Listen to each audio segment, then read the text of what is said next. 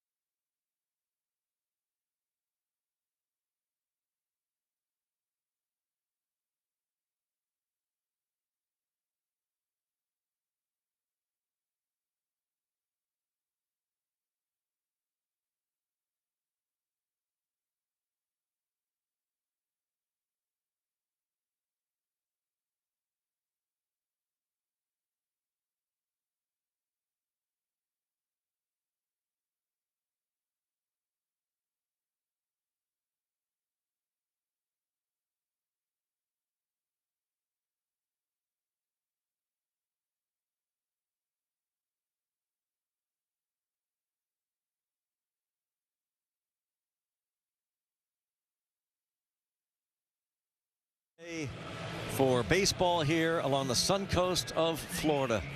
Sunny skies, 72 degrees. Pirates and the Baltimore Orioles. And here is the lineup for Brandon Hyde's Baltimore Orioles. Colton Cowser will be followed by Ryan Mountcastle and James McCann. Heston Hurstead is the left fielder. Jordan Westberg, one of their top prospects, at third. Jorge Mateo at short. Sam Hilliard, Nick Maton, and Kyle Stowers. Starting 9 for the Orioles, who had a great year last year. 101 victories. They captured the American League East, and a real solid year for Mitch Keller. See the numbers in 2023. An all-star last year, Mitch Keller was. 32 starts there and 4.2 ERA, almost hit that 200 inning limit. Hoping he gets well above that this year, but make no mistake, this is our ace. And we're underway. Keller throwing to the veteran Yasmani Grandal. Keller, a 13-win season, struck out 210 in 194 innings last year, 27 years old. Pirates second-round pick back in 2014. Cedar Rapids, Iowa native.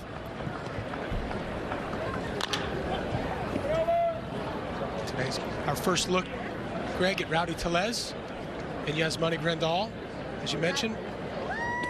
Obviously, our guy back at shortstop, O'Neal Cruz. It's so great to see him back in a game action, regardless of whether it's spring training.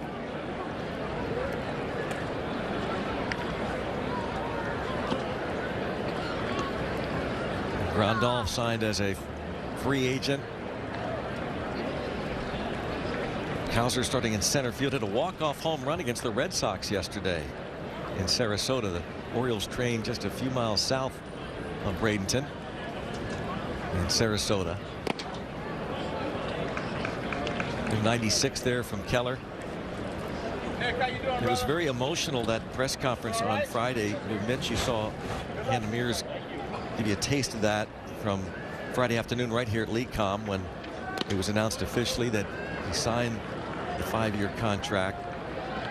And when he spoke, he looked up at those attending the press conference, just about every teammate, coaches, and he pointed out when he looked at Derek Shelton and Oscar Marine, and he said, you know, those guys never gave up on me. He got choked up, and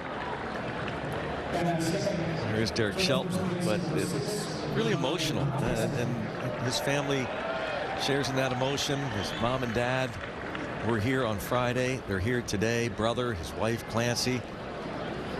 When you think about from where he came, how really far he had gone, ascending through the organization after being drafted in the second round back in 2014 and looked like the fast track to the big leagues, and that COVID shortened season of 2020 looked promising, but then it's like the bottom fell out in 2021. Was sent to the minors.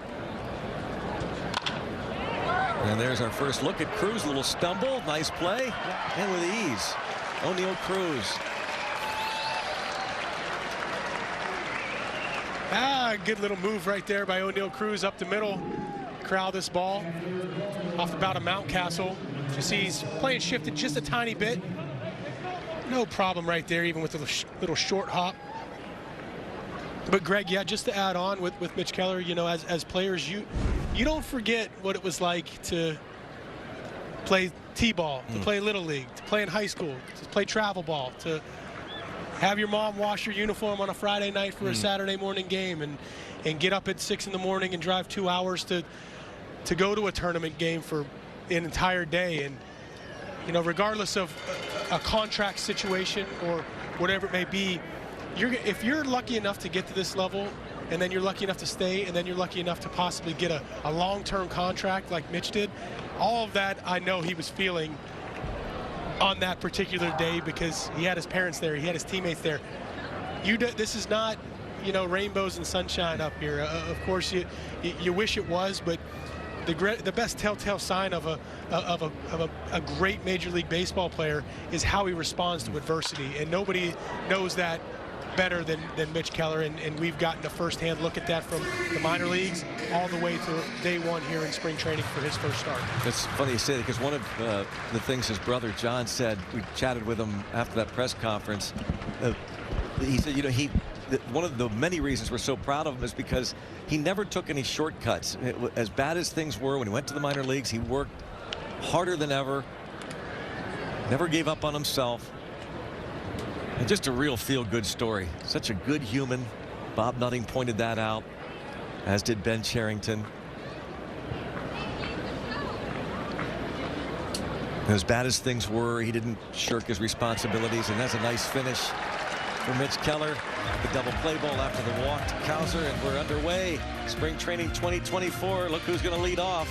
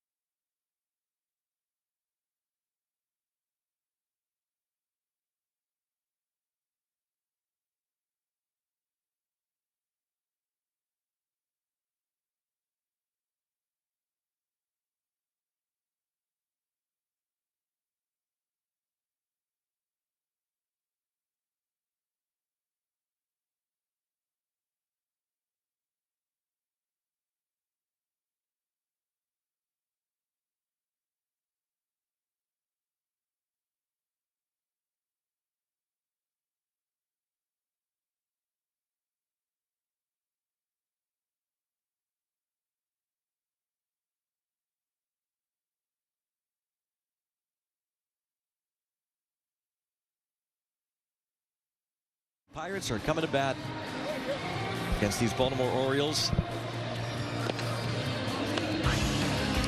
O'Neill Cruz will lead off. Ryan Reynolds, Ke'Bryan Hayes follow. Facing Cole Irvin. The Baltimore Orioles, Jack Sawinski, Rowdy Tellez, Yasmani Grandal. And then it's Connor Joe, Leover Peguero, and Nick Gonzalez. That is probably, maybe with an exception or two, something close to what we'll see opening day in Miami on the 28th of March. And Cruz back in the batter's box against live pitching for the first time since April the 9th.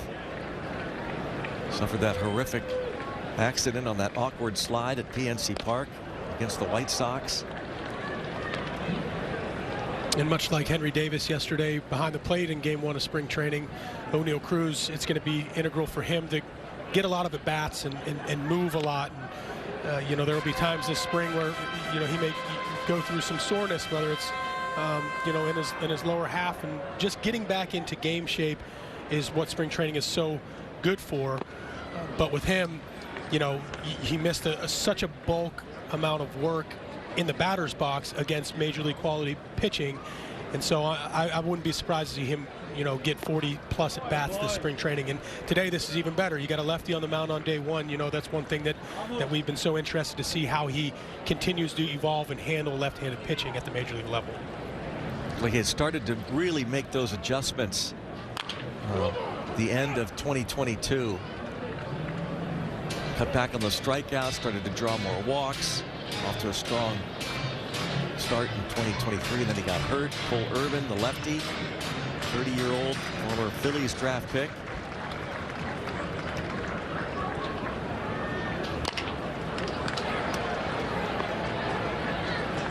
That'll be an easy put up for Nick Maton. So Cruz bounces out. And the other defenders, you saw Maton, Ryan Mountcastle. On the left side there, it's Jordan Westberg and Jorge Mateo. Heston Erstad in left, Colton Cowser, Kyle Stowers, and James McCann, the veteran catcher. They had a lot of their starters in the game yesterday at home. Well, I want to turn around to touch on the Baltimore Orioles a little bit from 2 years ago to last year, winning over 100 games. I mean, doing it in the AL East nonetheless. It's been kind of fun to see, and not unlike the Pittsburgh Pirates, they have a nice wave of talent that has either just gotten to the major leagues or is really close to being a part of the major league team. Strike on Brian Reynolds. 263, 24 homers, 84 RBIs last year for the switch hitter, Brian Reynolds.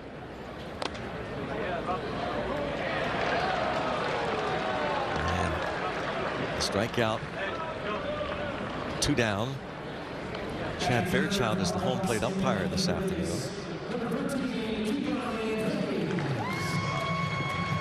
And the Gold Glover, T. Brian Hayes, comes to the plate. Fairchild, along with the other umpires, and will rotate. Siegel, Jansen Viscotti, Ryan Wills.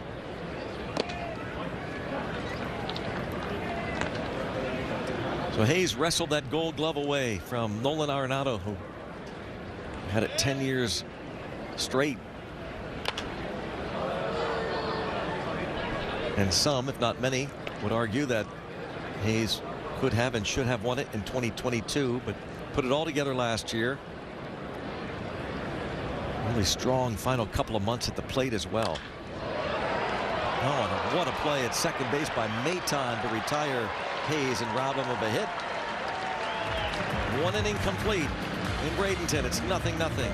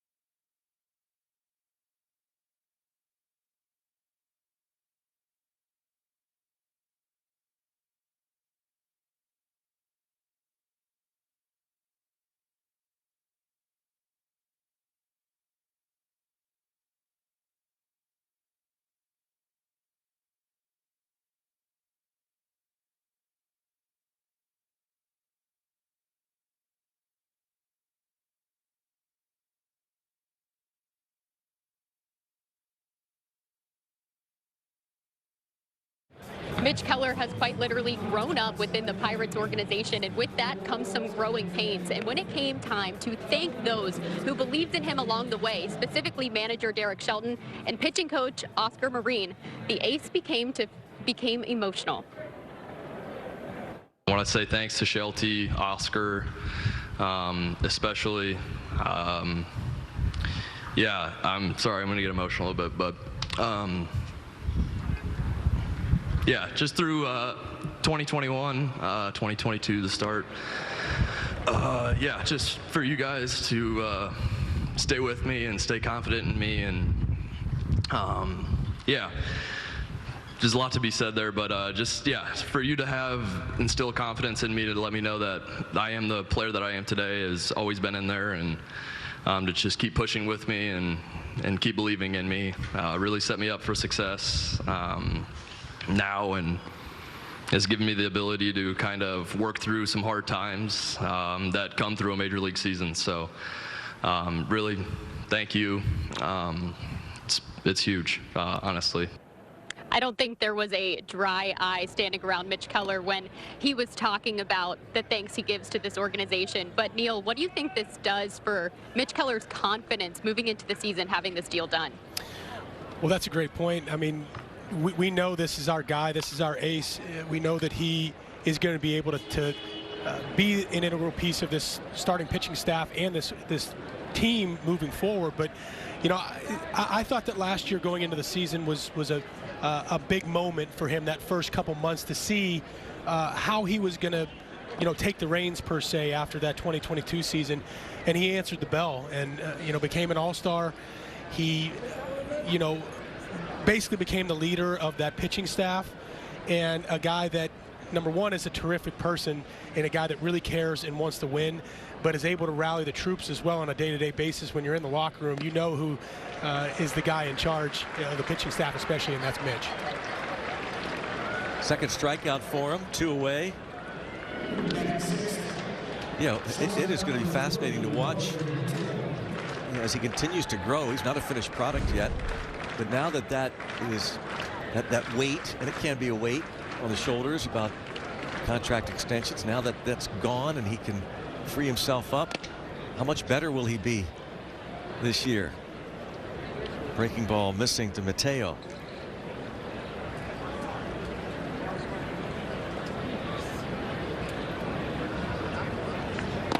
Keller, who struck out 200 batters last year, 210, most ever by a Pirates right-handed pitcher, also gave credit during that press conference. You saw that emotional moment. He wanted to point out the work that Radley Haddad has done with him, and a base hit to center field. Sawinski quickly over, and a double for Mateo.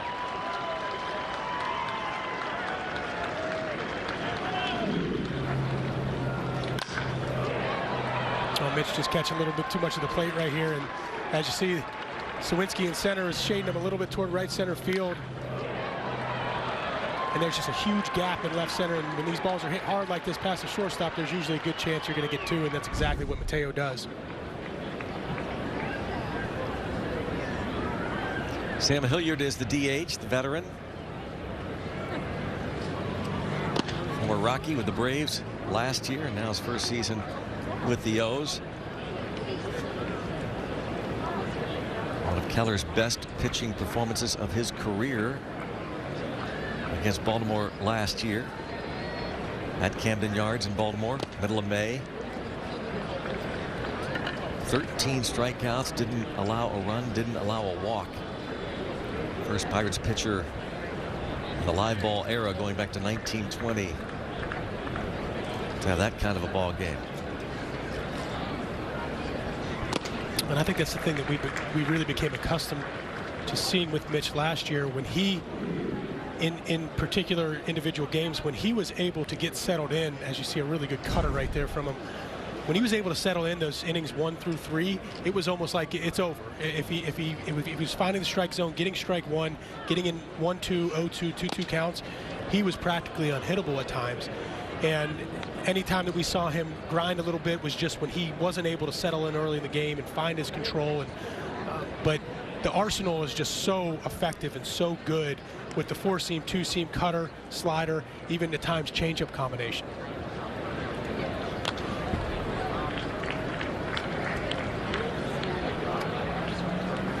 Fouled away by Sam Hilliard with a runner at second, 2 outs, and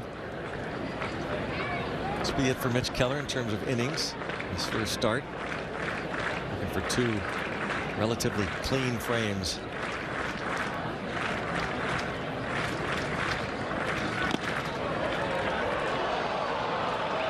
Well, he thought it would have been strike 3, but not according to the home plate umpire Chad Fairchild. So the inning will continue, and it brings up Nick Maytime.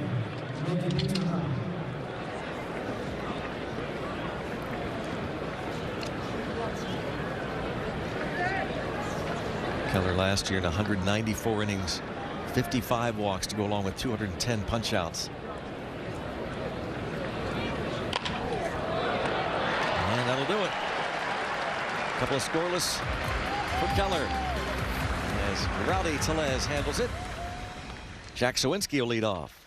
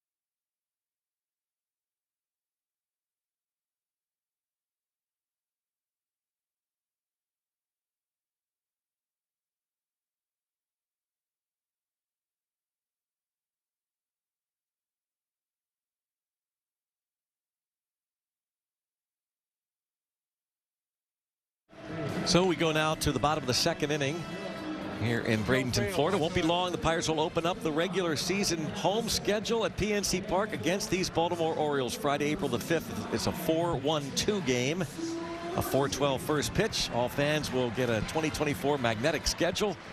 Get your tickets now at pirates.com/opening day. You won't want to miss it. Pirates and Orioles. There's the Pirates beat these Baltimore Orioles in 2 World Series in the 1970s, 1971, 1979. And they'll open up the 2024 home schedule at PNC Park after a week on the road on a Friday afternoon in the Berg. Jack Sawinski now. 26 homers last year. 74 RBIs.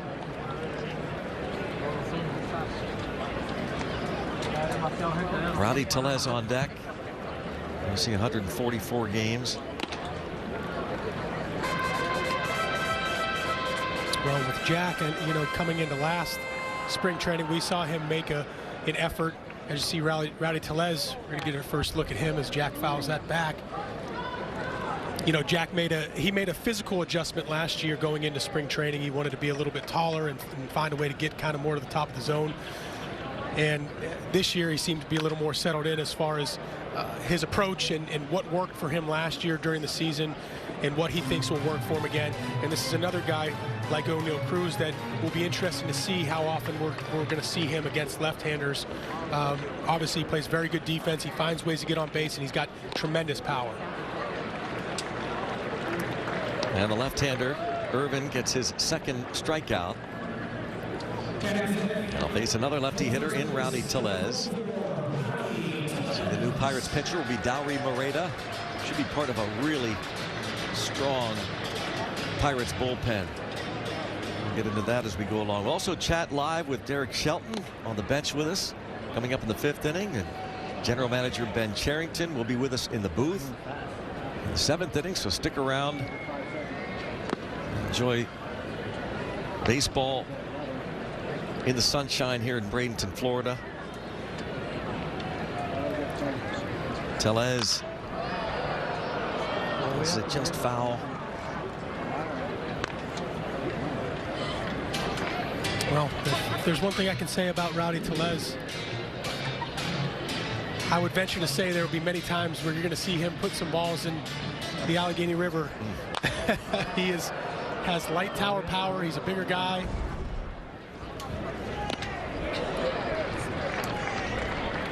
Back-to-back Ks for Cole Irvin. Tellez down on strikes. Tellez had an injury-shortened season last year with the Brewers. The backup slider that kind of got him right there.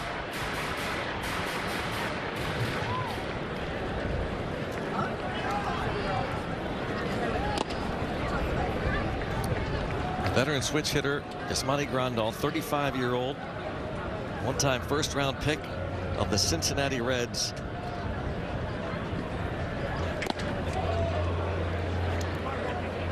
.234 last year with 8 homers. Most recently with the White Sox. Spent time in Milwaukee, San Diego. With the Dodgers for a time. Way up there. Not a lot of wind to worry about today. So easy for Cowser and for Cole Irvin. 6 up, 6 down, onto the 3rd. Teachers.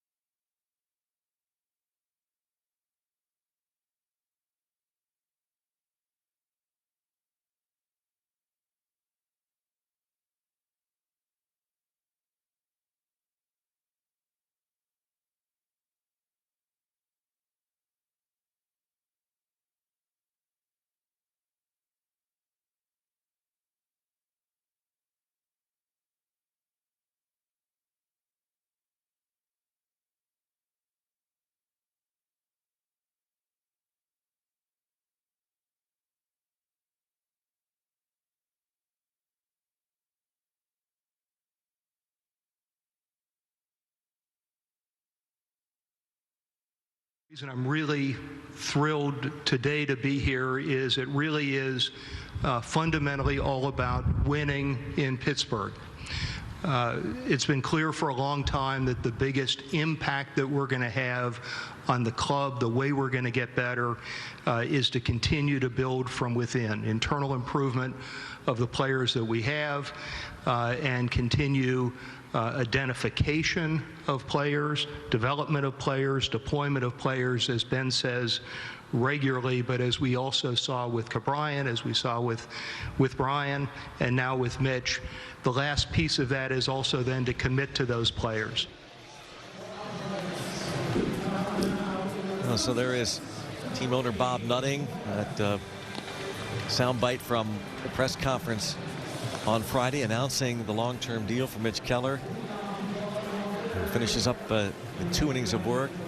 Let's go down to Hannah Mears. We are joined with the man of the hour here, Mitch Keller. You got 2 scoreless innings out of this first game. How good did it feel to knock the dust off? Yeah, it always feels good. Get the first one out of the way, and then yeah, just coming out and competing again is always fun with the guys, and yeah, just having the fans here is great. It's fun all around. Yeah, it's fun in spring training. The sun is shining, and Grandal was your catcher. With that ongoing competition, how comfortable did you feel with him as the new guy on the block? Yeah, I felt really comfortable with him.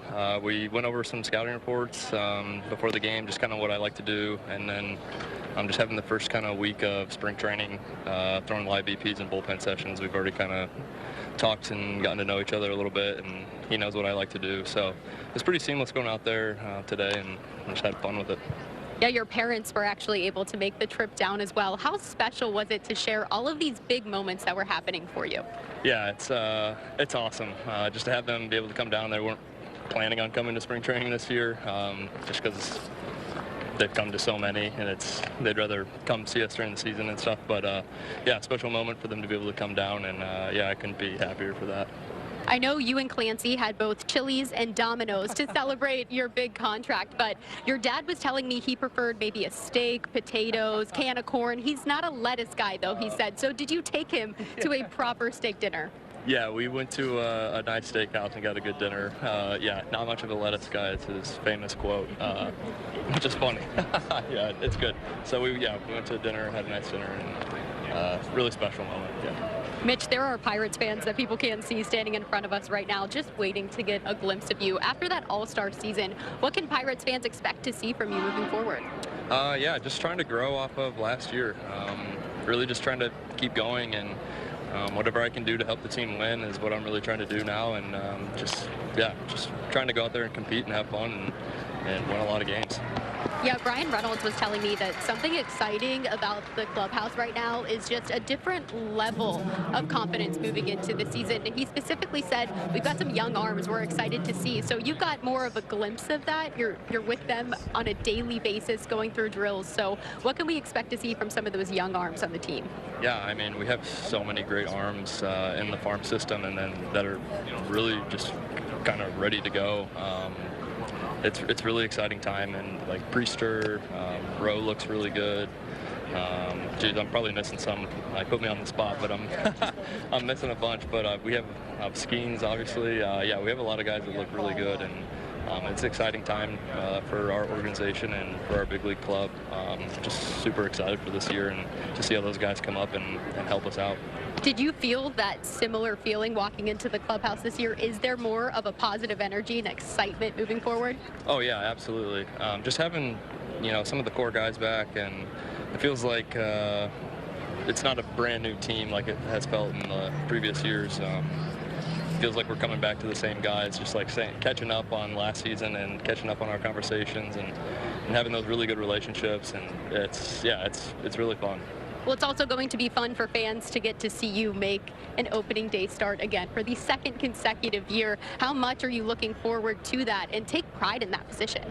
Yeah, I'm really looking forward to it. Last year was really special just because it was the first one, obviously, and then yeah, this one's cool. Feel like a leader of the staff when you get the nod, and yeah, just trying to take on that role a little bit and really just guide our staff to winning a lot of games and going deep into games and setting up our amazing bullpen that we have. I mean, geez, I'm really excited for them. Did Shelty pop the champagne with you yet? He told me it was way too early when he gave the bottle to you, but have you had a mimosa since, Mitch? No. Well, actually, I had some champagne at the steakhouse, so there we go. But not that bottle, but hopefully soon. Yeah, hopefully we get to share it with him soon. And lastly, we had showed everybody just the emotions of what this week has been like for you, specifically when you were mentioning guys like manager Derek Shelton, pitching coach Oscar Marine. What made you so emotional in that moment? Just what really made it all sink in right then and there? Just thinking back on, all the rough times. I'm sure as many fans have probably hated watching me pitch, but during those times, it sucked. But they stood with me through it all and had my back and were confident in me and knew how good I was as a pitcher and really just believed in me and always gave me that confidence going forward. So I was just super grateful for everything they've done for me to get me to this point, and they'll always be there with me now as we continue to go. So just a really special moment for everybody involved. Yeah, the Pirates sure believe in you moving forward with that big contract extension. We'll have plenty more of Mitch Keller this season. Pop that champagne, Greg. He is here to stay for a while. Hannah, thank you. I look forward to doing that. Maybe Mitch, we could do that with Mitch. Neil and I and Hannah, that's an idea. Mitch, if you're looking for people to share that bottle with, an idea, I think that's a great idea. That's great stuff from Mitch Keller talking there with Hannah Mears about the emotion of it all, and tremendous story. How about that quote too about his dad? Not much of a lettuce guy, Al Keller. So they went to that steakhouse. Well, they're from Iowa. That's right. Absolutely. Got some of the best beef in the world. Yeah. Right? But how humble, how gracious, how much does it just seem when you hear Mitch Keller talk? Just. And he's so down to earth. Down to earth. Yeah. He's just exuding. Number one, he's exuding confidence, but he's also he understands where this organization is and where this club is and where they can potentially get to in fairly quick order. And I don't think he's taking that lightly. I think he takes the number one starter role and the leadership role very seriously. And Greg, that ball would have got you right there. Yeah, years ago before they put that netting up. Thank goodness for the netting, Neil. Wow. But you just saw Al and Joni Keller, mom and dad, and his wife there, Clancy, his brother John, in from Iowa. As Hannah said, the first time in 4 years they've actually been here to watch him pitch. Dauri Moreta had a good first year with the Pirates. It's the first out here in the third, got a ground out, then he walked. Cowser now trying to get Ryan Mountcastle. The Kellers. And Dari, kind of like Jose Hernandez, a guy obviously not a Rule 5 guy, but a guy that was a really integral piece of that bullpen last year that we didn't know a ton about before he came to Pittsburgh before last season. And he proved to get more and more higher leverage innings as the season went along. Has the unique slider, curveball, whatever you want to call it. Still has a mid-upper 90s fastball that he typically pitches that off of the slider, but the slider has been a pitch that's been so effective for him getting swing and misses and getting weak contact that you'll see that 60-70% of the time, a lot of times when he's out for his outings. That's pulled foul. Opponents hit just 187 against Moreta last year, his first season with the Pirates. He came over from the Cincinnati Reds in the deal for Kevin Newman. Finished with a 3.72 ERA. Mitch Keller just discussed that with Hannah about this strong bullpen. The Pirates added the big lefty Aroldis Chapman. And he strikes out Mountcastle for the second out. He gets him with the fastball, threw him a handful of sliders before this pitch right here. Like I mentioned, he pitches backwards. He's one of the rare relievers, Moreta, that pitches backwards. You see him kind of get ahead and try to get weak contact early in the count with that slider, and even at times that changeup. And every once in a while, he'll throw 3 or 4 in a row and then try to hit you with that fastball just like he did right there at the top of the zone. James McCann fouls off the fastball. Struck out against Keller. Keller 2 innings in his spring debut, a hit, No runs, couple of walks, couple of strikeouts. As he begins his build-up toward opening day when it counts, on the 28th of March. And to second base, there's Cowser. That was a little bit awkward. I'm not sure if Grandal lost the grip on the ball, or if he thought Cowser was going to stop. But watch, yeah, I think he just kind of pump fake and thought that maybe Cowser was going to head back to first. Yeah. And you can see him kicking himself.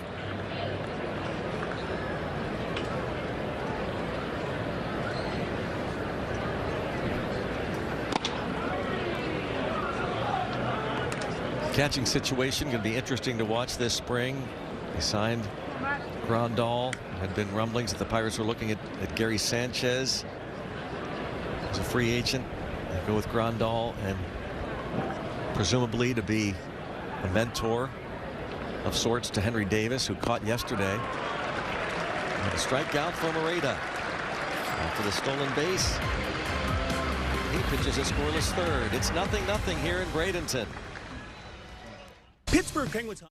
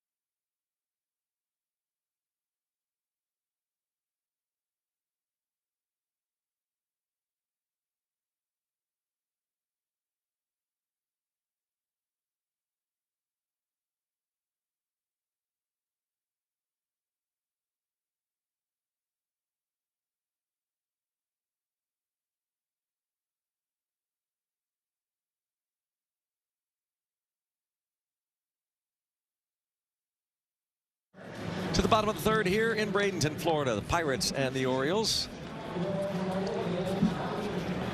A bunch of folks on hand here down from Pittsburgh, and we'll be up in Pittsburgh not too long from now. Pirates games, of course, more fun with groups. Start planning your group outing now. Group discounts start at just 10 people. Option to add on exclusive fan experiences, loaded value, and much more. To purchase your tickets for your group, go to pirates.com/groups.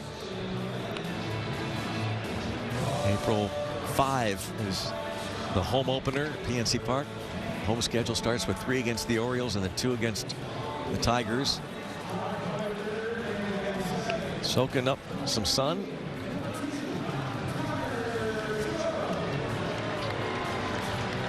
And the new pitcher is Keegan Aiken.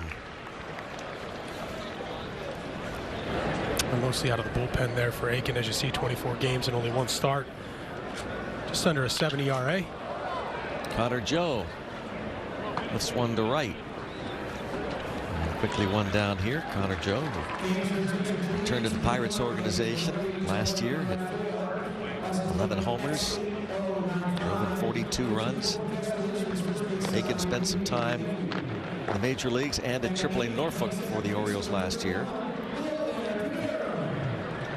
Here is Leover Peguero. And as much as we talked about yesterday, the second base battle with Jared Triolo in the lineup yesterday and G1 Bay playing second base, here's another extension of that in-camp battle that we're going to see. Line out to center.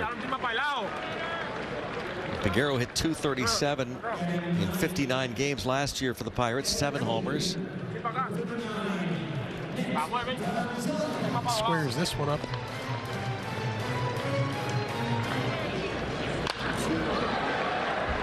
bounced around a little bit in the past. Peguero has in middle infield, and saw him a few games at shortstop at the end of last year.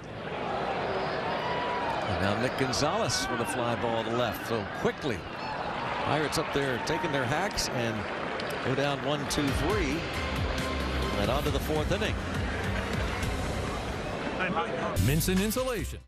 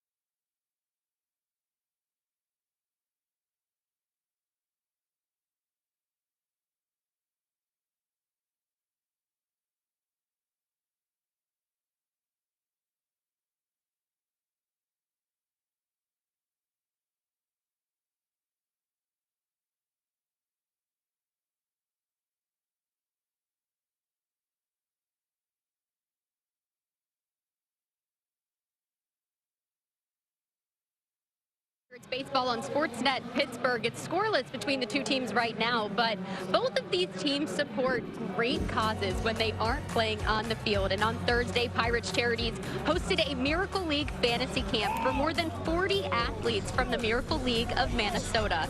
Alongside Pirates Chairman Bob Nutting, Pirates players, coaches, and mascots, athletes had the opportunity to show off their skills in a clinic-style event and went home with a custom jersey. The event had a great turnout.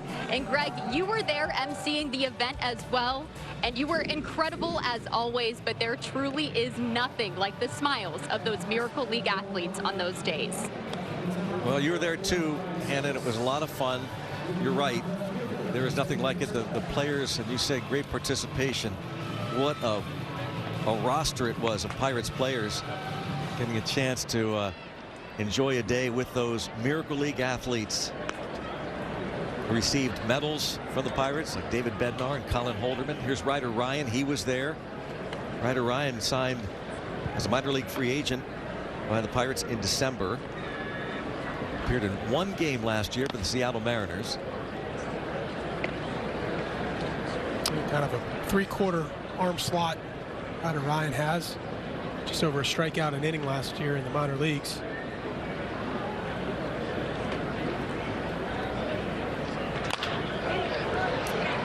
Diving stop.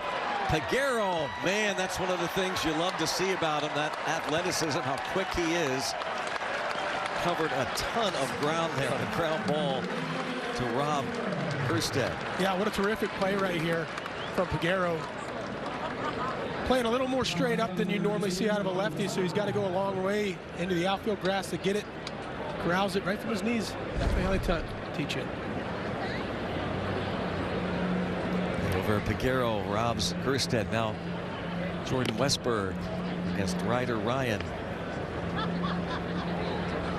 Ryder Ryan, one-time member of the Cleveland organization. He was drafted in the 30th round by Cleveland back in 2016. The University of North Carolina. Let's go back to Hannah and talk more about Peguero. I'm sure no one was more excited about the play Peguero just made than his best friend Nick Gonzalez. Now the two are actually competing for that second base spot right now, but are rumored to be each other's biggest supporters as well. The two have had a bromance all throughout spring training, and they met in the minor leagues. Peguero told us that when he first saw Gonzalez in the minors, he was eating Chick-fil-A and decided to share his fries with him. Since then, the two have become inseparable. Peguero even went as far to say that Gonzalez is his favorite person ever. So, Neil, imagine competing against your best friend for a spot in spring training competition. Well, I don't think there's any more sign of I love you as a teammate and a friend than sharing your Chick-fil-A fries. I mean, my kids won't even do that with me. But it is true, and obviously we talked about it a lot yesterday down in Fort Myers with the second base situation. And, you know, there's probably 4 guys, you know, Nick Gonzalez and Leo Peguero and G1 Bay and Jared Triolo that are going to get good opportunities to maybe take a, you know, a stranglehold on that second base spot here in spring training. Whoa. Almost a terrific play right there from Ryder Ryan. Get to that swing and bunt. Looks like he's all right.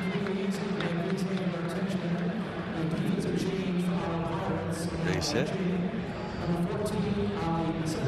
Now they work on this all the time, Greg. PFPs they call it, pitcher's fielding practice. It's not quite enough time to get that out. Ryan, a little dribbler. Ali Sanchez is now catching for the Pirates. He's a player that Bucks brought in along with Grandal. They brought in Sanchez earlier. Of course, Endy Rodriguez got hurt playing winter ball. Tommy John surgery, and the Pirates say he's out for the year.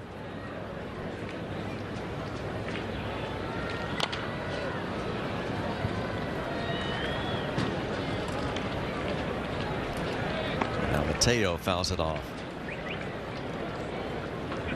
He doubled off of Mitch Keller in the second. Keller 2 innings. Moreta the scoreless third. Now Ryder Ryan, a non-roster invitee.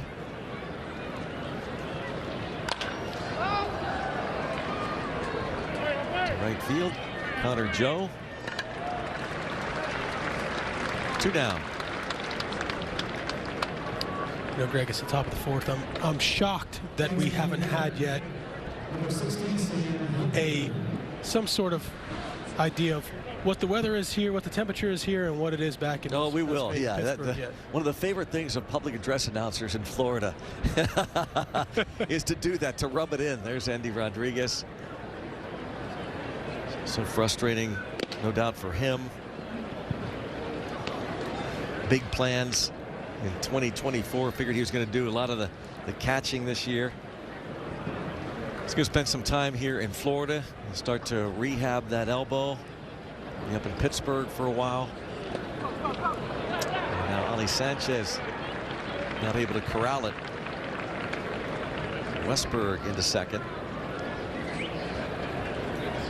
Well, and this will be, you know, as somebody in Endy Rodriguez's situation, as you see this fastball just kind of yanked. Ali Sanchez does a good job of trying to corral it, just can't quite move that far to get it.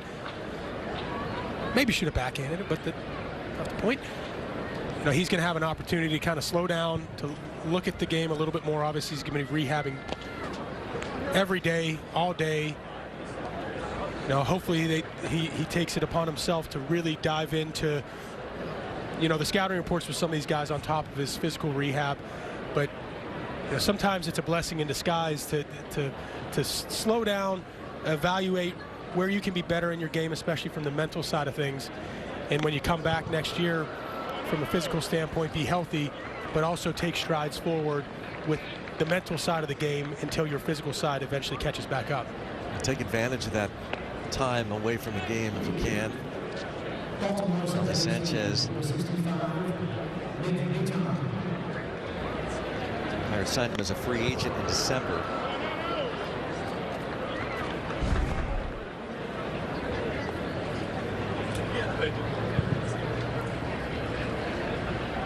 Sanchez was taken off the Diamondbacks roster and became a free agent.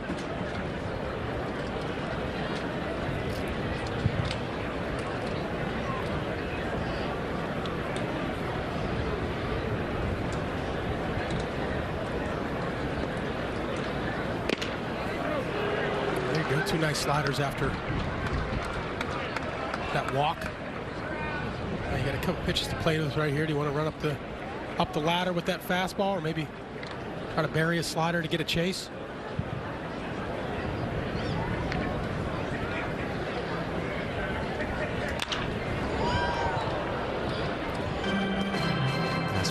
Maton at 93, 94 miles an hour from Ryder Ryan. Maton lined out to Tellez in the second. Pirates and Orioles here in Bradenton. Bucks will be on the road tomorrow.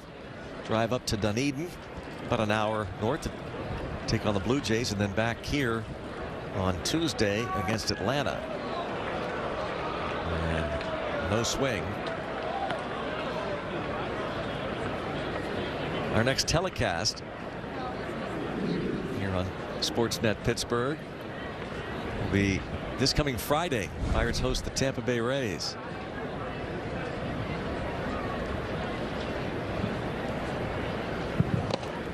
By the way, tomorrow's game is also going to be on Sportsnet Pittsburgh.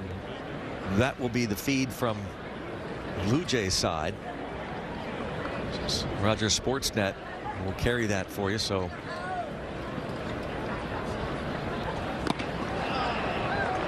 can watch it. There's a strike 3 called. And that does it. 2 men left on base. Go to the bottom of the 4th here in Bradenton, Florida. 0-0. Major.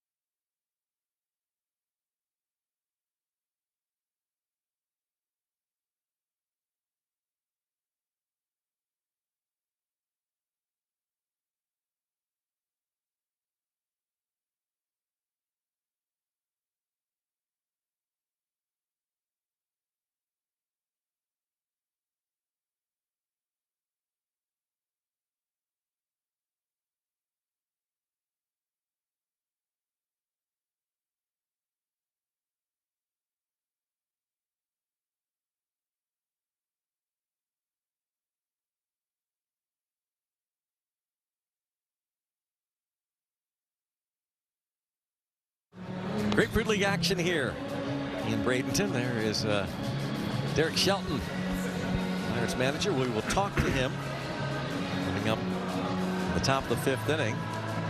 Get his perspective. He's alongside some other coaches in the organization. And Gary Green one side of him, and Brad Fisher on the other side. Derek Shelton. So Neil Cruz going to get his second at bat. Brian Breaker in the game right here. 46 games last year. 45 innings. 51 strikeouts.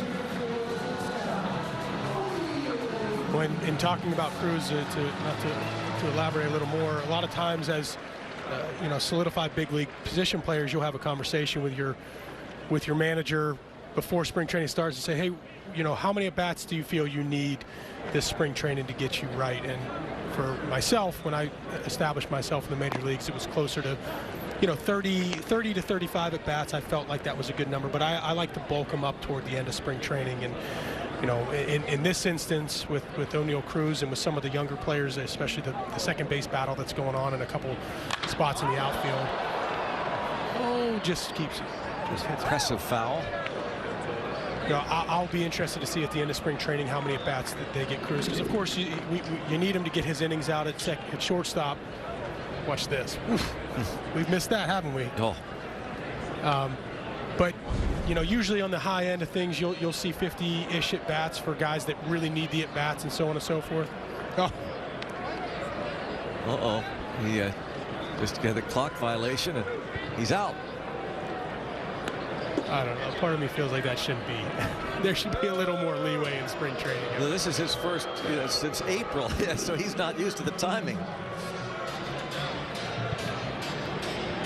See that clock up there? Got to be in there set and ready. called out. Reynolds, this one to deep left field, the other way, and catch made by Kjerstad.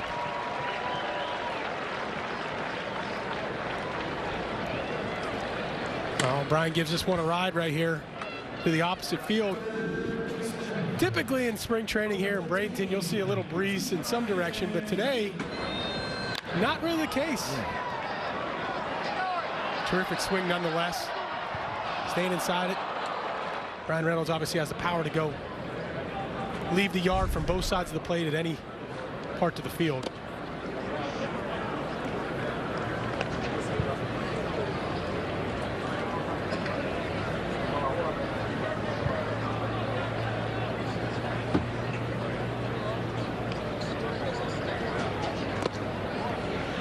Hayes robbed of a hit by the second baseman. And Ryan Hayes.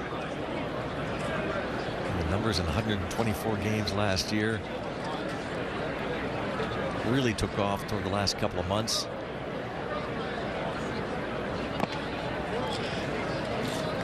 Yeah, that's an understatement. I mean, you know, that late August, early September run that he had was so impressive. He was pulling balls. He was, you know, still using the opposite field in the middle of the field, and you know the ability he has to split the gaps but also leave the yard is very impressive. We know how impressive he is as a third baseman. If he's able to consistently, you know, do some of the things that he was doing toward the end of last year, he's going to take a major step forward as far as things are concerned on the offensive side of things. It's back to the box. We're going to talk to Pirates manager Derek Shelton when we come back.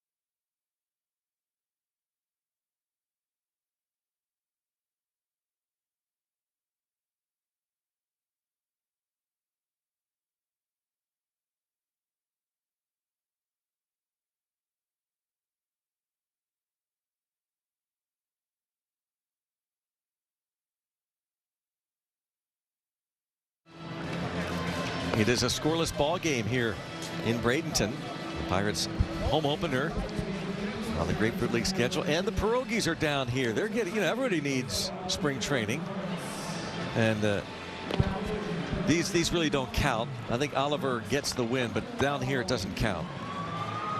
But you still, you know, your competitors, you still want to try and win, even in a pretty meaningless spring training game. The Parrot judging. You got to get those pierogi legs in shape somehow, Yeah, Greg. yeah.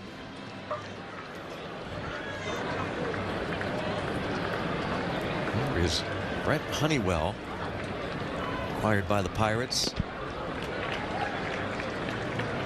Former second-round pick of the Tampa Bay Rays 10 years ago.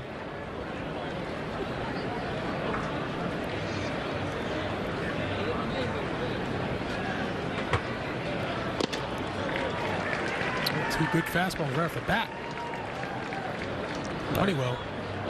Pirate skipper Derek Shelton joins us. Shelty, how you doing? What's up, guys? How are you? How's things?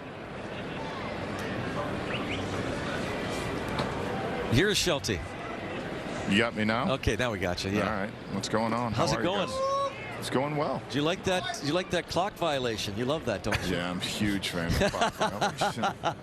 So, I mean, you know, it's part of the rules, and they're going to call it, you know, by the book.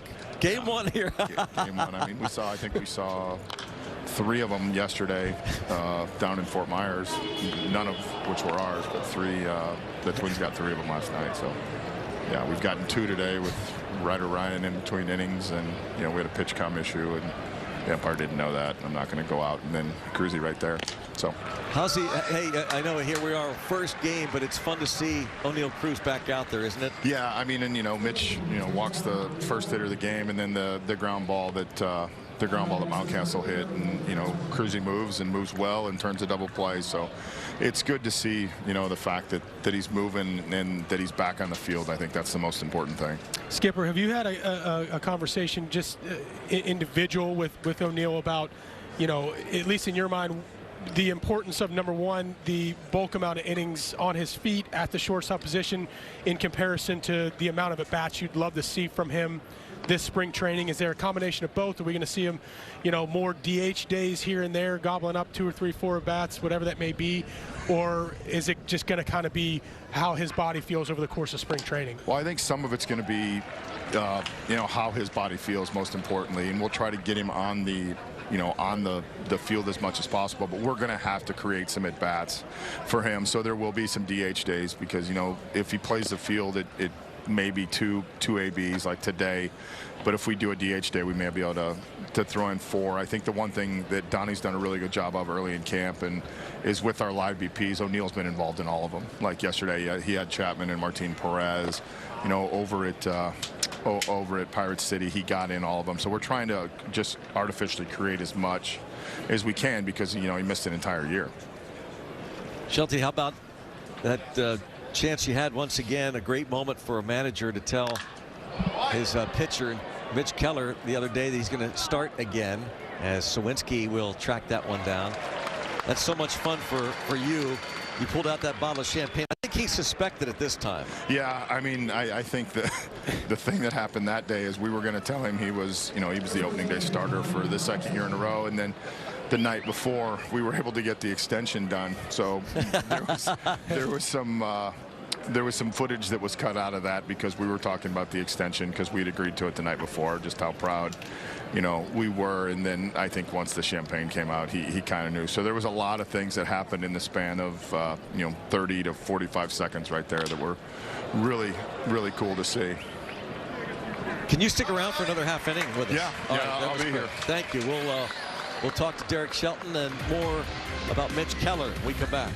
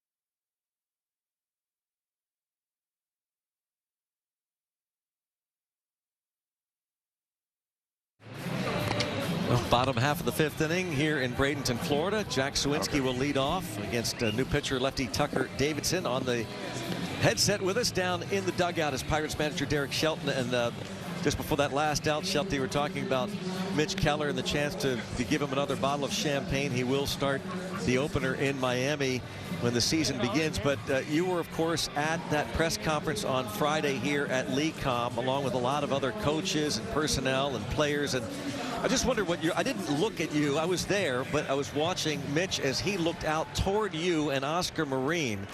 And as he looked at you, he said how important it was that you guys, you and Oscar, never gave up on him. And then he started to choke up and he couldn't even finish his sentence. And I wonder what you were thinking as you watched and heard that.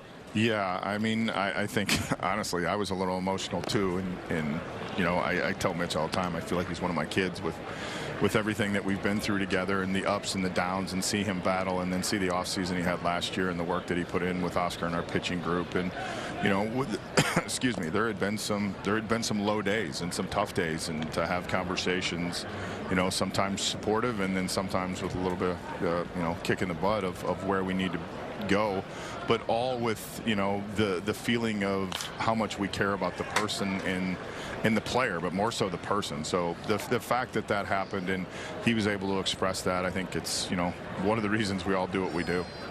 Skipper, you know, every spring training that players go through, you come into camp and a lot of times a manager will have some sort of mantra or some sort of theme that they want to express to the players and from day one and push as spring training as the season comes around. Is there anything in particular that really struck you from last year rolling into this 2024 spring training and season that you wanted to really push upon your players? Yeah, I think the word we're using a lot is intent. The intent of what we're doing on a daily basis, the intent of how we're going about, you know, how we practice, how we play, how we prepare, whether it's, you know, pregame prep for pitchers or postgame recovery for position players that play every day, but just the overall intent of how we're going about our business, and then just basically controlling, you know, what we're capable of, and that's a responsibility that we have. So that's been, you know, a very common theme that we've used throughout the first part of camp and you know, kind of carrying off last year. Shelty, you have talked about the kind of the growing pains. You and Ben Cherington taking over this club now, coming into the fifth season, and with that intent, the intent to get better and of course to win more games. We're hearing that a lot, not only from you guys but the players themselves. Here's a guy, and Rowdy Tellez said recently, you know, I'm here, yet I'm going to have fun and personally want to put up a good year, but I think this team can win. Yeah, I mean, this is a guy that was in our division and you know, over the last couple of years with the Brewers, and has seen that, and I think he saw the good young core that we've started to build here, and that is one of the most important things, is like we have to continue to progress. And last year we made a step in that progression, and this year we need to continue to you know, take another step forward. Here is Ali Sanchez. Now he and Grandal catching today. Henry Davis yesterday. What did you think of Henry Davis down in Fort Myers? I thought he did a nice job. You know, first time being back there, knocked the rust off a little bit. Was very happy with, you know, how he called the game. I thought he did a nice job receiving the baseball, but overall, you know, pleased with the first outing, and we just need to get him reps. We need to get him back there. And that's pretty much what it's going to be all about, isn't it, this spring? Yes, it's getting him reps. I mean, you know, he caught, I think he caught 2 live BPs today. It's just getting him back there and getting him, you know, used to catching again. He prepared all winter. He was down at Pirate City. He was working with Mike Rubello, you know, and I think we've seen growth, and that's really important. We talked a little bit yesterday on the radio side and then today about you know, the obvious situation at second base and the 3 or 4 or 5 guys, whatever you want to call it. Is there anything that you're pushing on some of these guys? We're going to see that group of 4 guys mainly be at second base. You're going to have, you know, guys bounce around a little bit more, of course, especially in the early going. How are you going about, you know, expressing these guys like this is an opportunity for you, you know, go ahead, go out and see what you can do? Yeah, well, I think the first part of that, Neil, is we have to make sure that we get them at bats. So you're going to see them in different positions. You know, I mean, you're going to see, I mean, Triolo played third yesterday. Peggy's playing second today. You're going to see Bay play the outfield. You'll see Nick Gonzalez play different positions. They're all in competition at second base, but we're not going to be able to, you know, facilitate every day at bats at second base when you have 4 or 5 guys that are in a competition. And then I think the other thing that's important is the fact that you know, they all have versatility and they can all play other positions. So, you know, one of them could win the job coming out of camp, and, you know, there could be other guys on the team, you know, fulfilling another role. So we have to make sure that we keep that versatility. That's really important. And the most important thing is going to be to just get them reps and at bats. Shelty, how hard is it for a manager? Do you like this part of spring and your job? I mean, think about all that you all have to do. You just said about getting a certain amount of at-bats, watching the pitching staff, trying to decide what the roster looks like. It's a massive undertaking. Yeah, you know, it is, and I mean, I'm going to say 2 things. I'm very fortunate. Brian Stroh, our, you know, AGM, handles the roster with Ben, so that's very helpful for me. And then the biggest part of running spring training is not the manager, it's the bench coach. And, you know, we've done that role in Minnesota. It's thankless. You know, Donnie spends a ton of time every day. He's got to coordinate everybody. He does an unbelievable job of it. I mean, Neil will tell you, I mean, he's probably one of the most conscientious and thoughtful people that you could ever want to be around. And because of that, he makes, you know, spring training a whole heck of a lot easier for me, because he's running the day-to-day. Like, you know, 80% of the time, until we get into games, Donnie's telling me what to do. You know, he's telling me what my day looks like. And when you have someone that is as proficient as he is at it, it makes everything a lot easier. Still, I know how important communication is for you, Shelty. You're Pirate fans who watched Jim Leland do this over his years, and now the Hall of Famer, how you would, and still do, you go around, you try and touch base with each player to stay to communicate. They were seeing Donnie Kelly now looking over the lineup card, but that's so important for you. Yeah, it's very important, and because of the scheduling portion that Donnie's able to do, that allows me to have those touch points with players and be able to get and have one-on-one conversations, you know, with them. And I think, as Neil pointed out, early in the spring, that's so vital because of the fact that, you know, we have new guys in camp and they're getting to know me. I'm getting to know them. They're learning roles. We have younger players that, you know, it's their responsibility to continue to get better. So it's having those conversations of what the growth is going to be and how we're going to prepare. And that's a major part of the first, you know, 10 to 15 days in camp for me, is just making sure that these guys get a pretty good feel of who I am and what we're about. Leo Vera-Peguero at the plate, a guy that you've seen grow in this organization. He made a spectacular play, Shelty, at second base. He's got all the tools, doesn't he? Yeah, he does. And I mean, he's growing up kind of right in front of us. We saw it last year. You know, the thing I really liked about the play is it's the first spring training game, you know, and it's a heck of a play, but the emotion he shows, he's fired up. I mean, you know, that's really cool to see. And you know, Peggy did a good job for us last year. He came from all the way from Altoona to the big leagues, and you know, he's put himself right in the competition now. Shelty, thanks so much. All right, guys. Thank you, have a good day. See ya. Pirates manager Derek Shelton joining us. We'll continue from Bradenton, heading to the 6th inning. 0-0.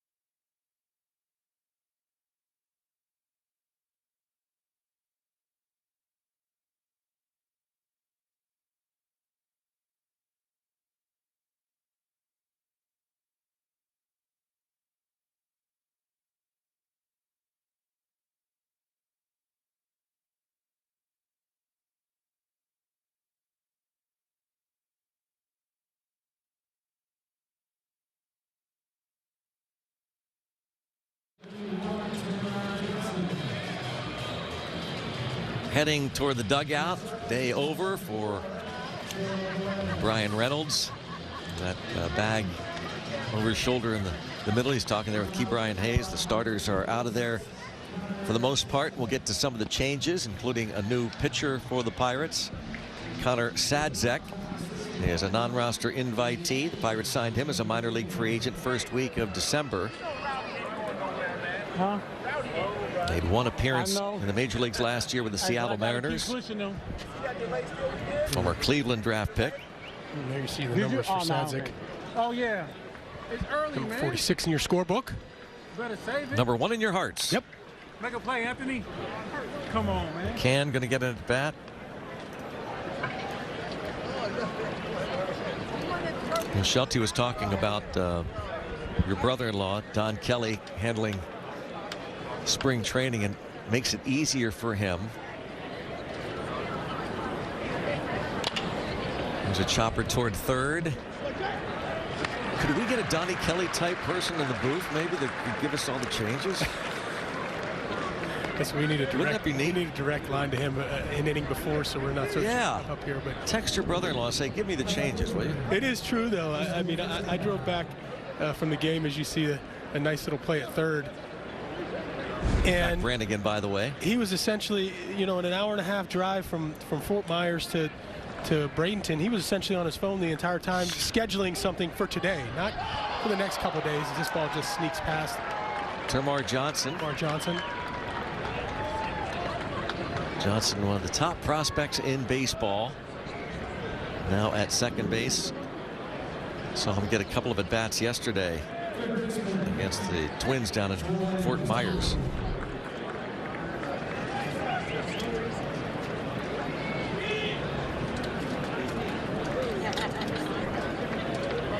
Jordan Westberg facing Connor Sadzek.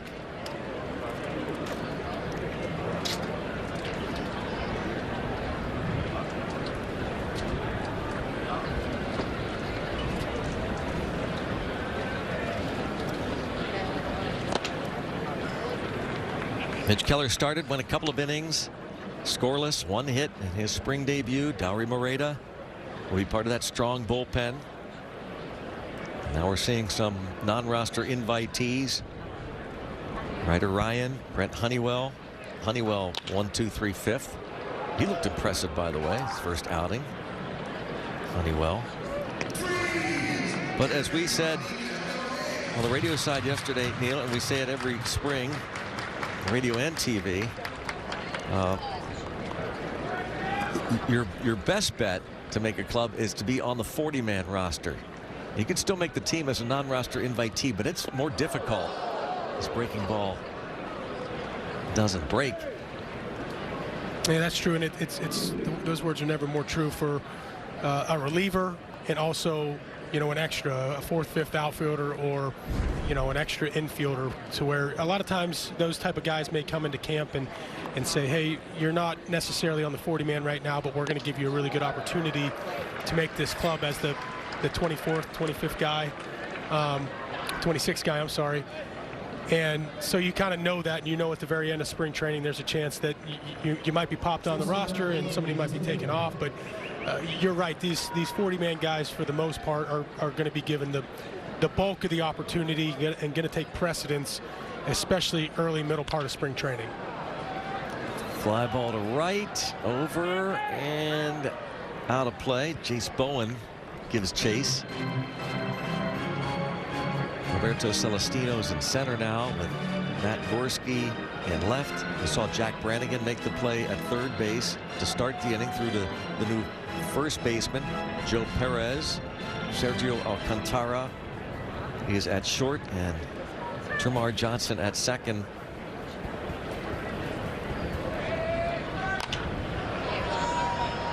Jorge Mateo likely to get his last at bat for the Orioles here.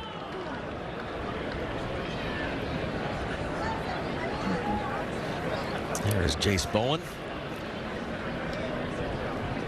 Jace Bowen, 23 homers, 95 RBIs last year in the minor leagues for the Pirates. Early on in spring training, first couple of weeks or so, when the regulars need a couple of at-bats, maybe 3 ABs, then the rest of the game's usually filled with not only non-roster invitees, but even minor leaguers. Just gets a piece.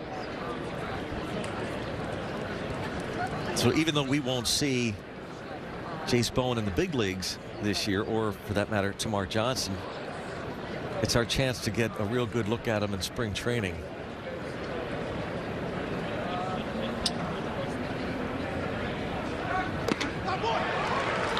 And Connor Sedzek strikes out Mateo. Moving along to the bottom of the 6th inning. Nothing.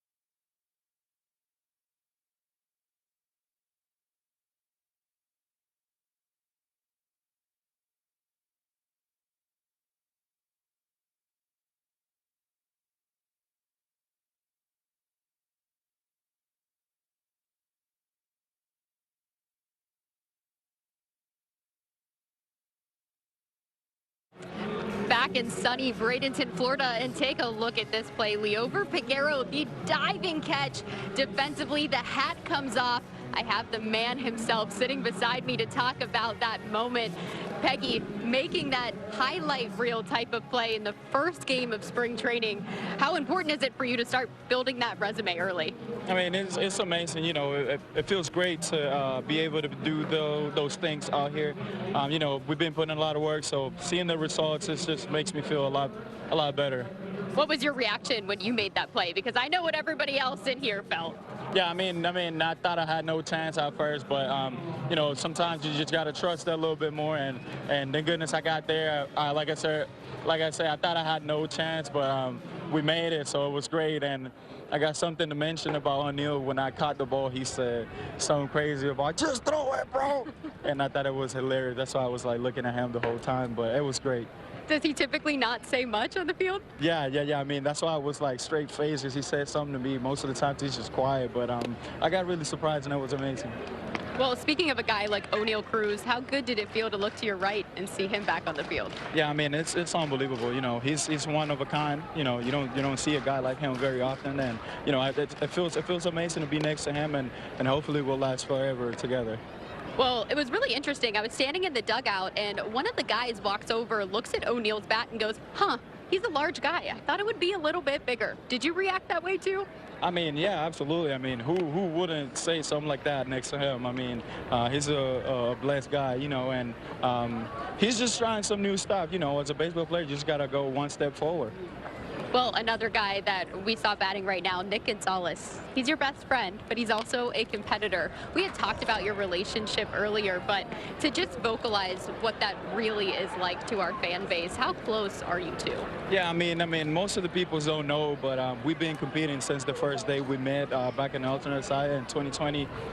We've just been competing. I mean, most of the times we're just playing games around about who can hit the chest the most, who can make better plays and stuff like that. You know, I think it's just a beautiful friendship that I got with him. It's really special. I mean, I feel like none of us see it as oh, I gotta beat you, you gotta beat me. Like none of that. We're just competing out there and giving everything we got, and you know, it's a pretty special thing. Have you guys been keeping score of those multiple competitions that you're having? Are you winning? I can't say that, you know, that's personal stuff between me and him. But most of the times we're just fighting in a good way. You know, we're just trying to get better every day, and you know, we just give each other feedbacks and stuff like that. And like I said, we're just trying to get better. Is the ultimate testament to love for you sharing your French fries with somebody? Because I know that's how your relationship started. Yeah, I mean, absolutely. I mean, I'm just a giveaway guy. I'm always just trying to be nice to the people around me. You know, that's the way I was raised, and you know, back home. And I thank God, and also my mom for it. And you know, I just like making people happy and then be a nice person. Well, he deserves some French fries. Check out this double he just had.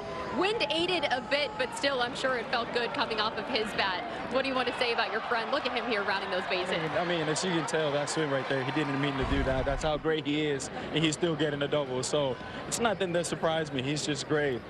Peggy, you're somebody who always just brings so much energy to the clubhouse. What can Pirates fans expect to see from you this season? I mean, we've been growing, we've been getting better every day.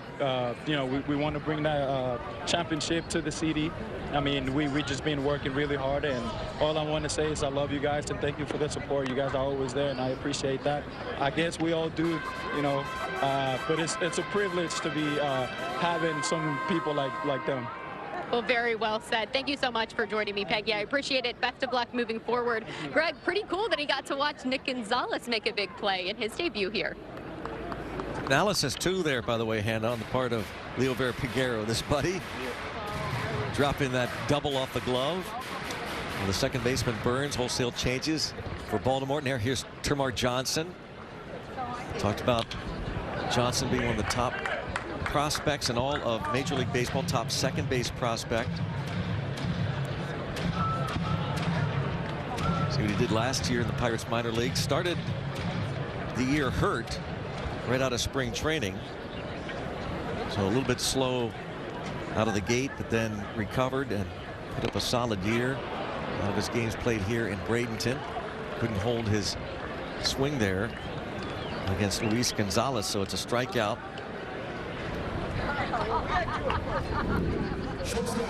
First out with Nick Gonzalez getting that double at second base, one away. Sergio Alcantara, the shortstop.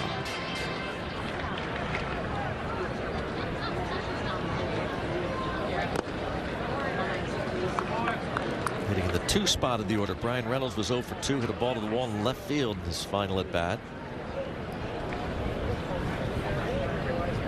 O'Neill Cruz, a couple of ABs, a ground out, and then a clock violation. He was not set and ready with 8 seconds left on that clock.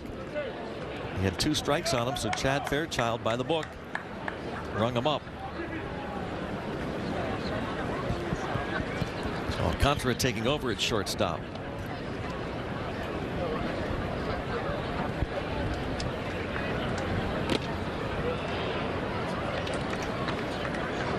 Jack Brannigan on deck.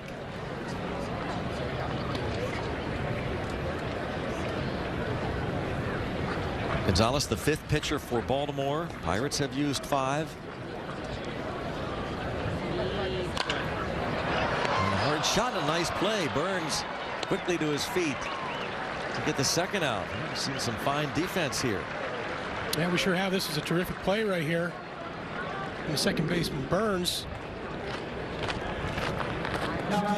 got to hold the runner at second with 1 out, just a little bit closer, and kind of somewhat no man's land at times. If you're not in double play depth, sometimes you can find yourself in some awkward spots, and that a one-hopper that he's able to corral.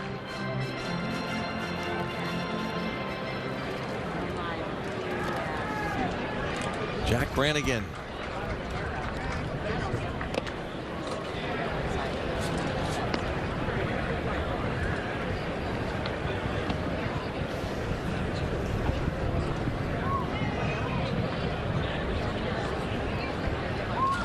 Brannigan got a couple of at-bats yesterday down at Fort Myers. The strikes on him. 23-year-old from Chicago, who was a 3rd-round pick of the Pirates a couple of years ago. Played 49 games right here in Bradenton with the Marauders of the Florida State League.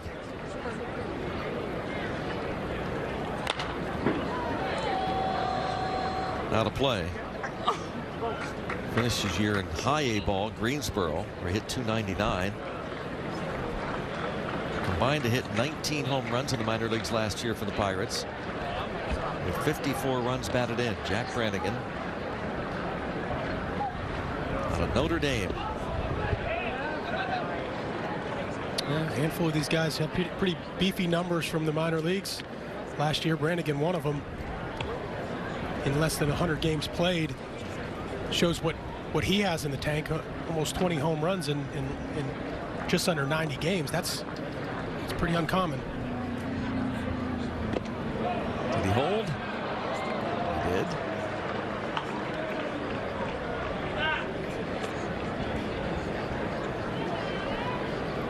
General Manager Ben Cherington joins us next in the top of the 7th.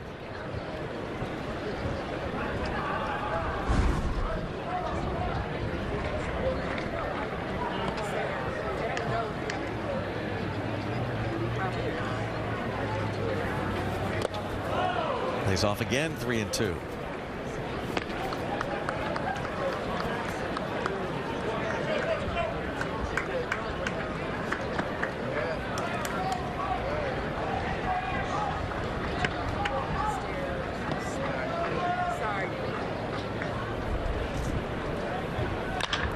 That's cracked to left field. Brannigan jumped on that, and a nice play to run it down. Enrique Granfield, the left fielder. That wind didn't help Brannigan at all. We'll talk to Ben Cherington next.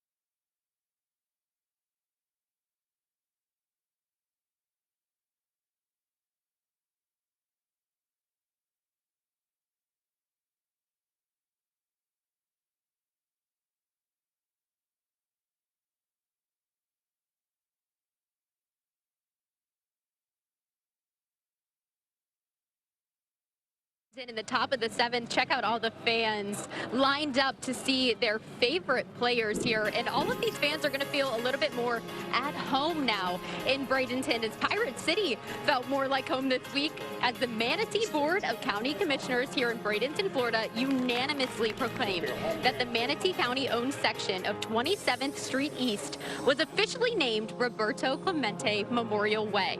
This past Wednesday, the Clemente family was able to make the trip down to see the unveiling of the new road sign and continue to celebrate and see their father's legacy transcend the baseball field. Truly is an incredible moment to witness Roberto Clemente's legacy continue on, Craig. Absolutely, Hannah, and a long time coming to have that named Roberto Clemente Way. As this ball is fouled off, Cam Aldred is the new Pirates pitcher. The batter is Kobe Mayo, a top Orioles prospect.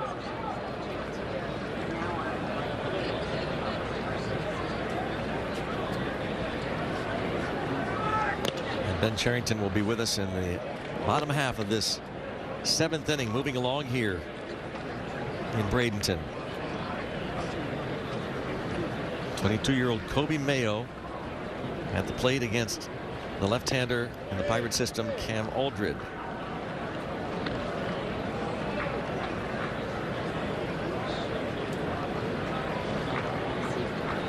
is pitcher number 6 for the Pirates today.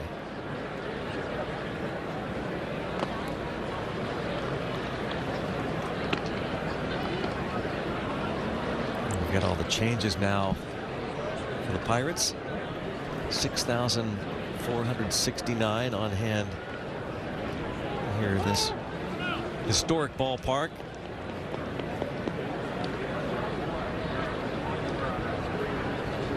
Built in 1923.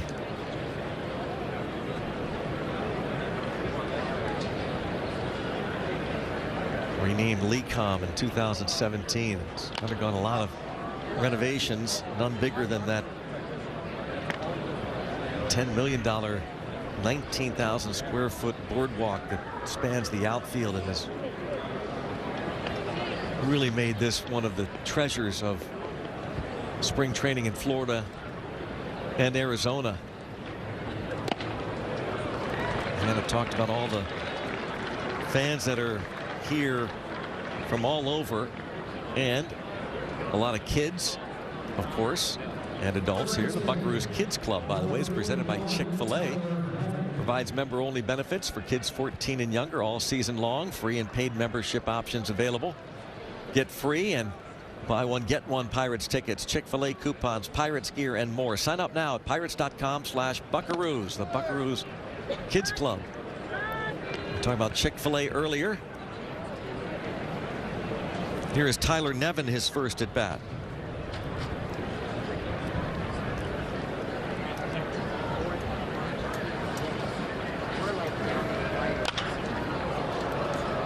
Nevin, the son of Phil Nevin, last year's Angels skipper.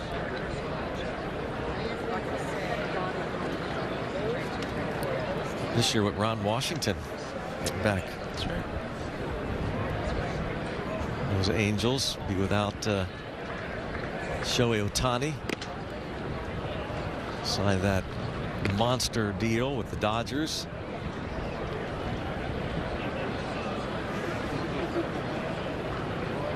Dodgers are going to open up this regular season against the Padres in South Korea, March 20th and 21st. Fly ball shallow left center. That's going to be no man's land. A base hit for Tyler Nevin. That was the old spinner off the end of the bat. It drops right into no man's land, as you said, Greg. Orioles got a little rally going here. Let's see if Cam Aldred can get himself a ground ball, double play right here.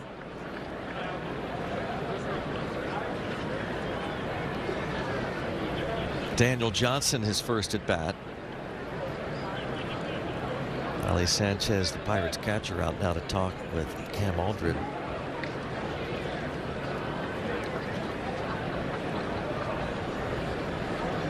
Two on and no one out. Pirates pitching coach Oscar Marine, a busy time for all coaches.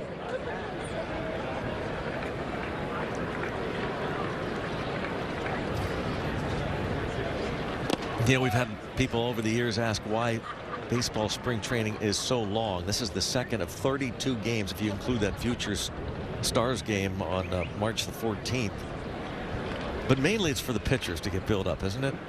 Yeah, it's more so for the starting pitchers even. And you know, when you talk about the setup, at least going into day one of spring training, not only do you have to get your potential 5 or 6 starters, whatever that may be, fighting for spots in the starting rotation, but you got AAA guys. You probably got 3 or 4 of your potential starting pitchers in AAA too. And as Shelty mentioned, there's always opportunity for position players and pitchers to get you know, basically scrimmage games on backfields during at the same time as games are going on, or sometimes you'll see split squad games and things like that. But you know, make no mistake, they want guys to play.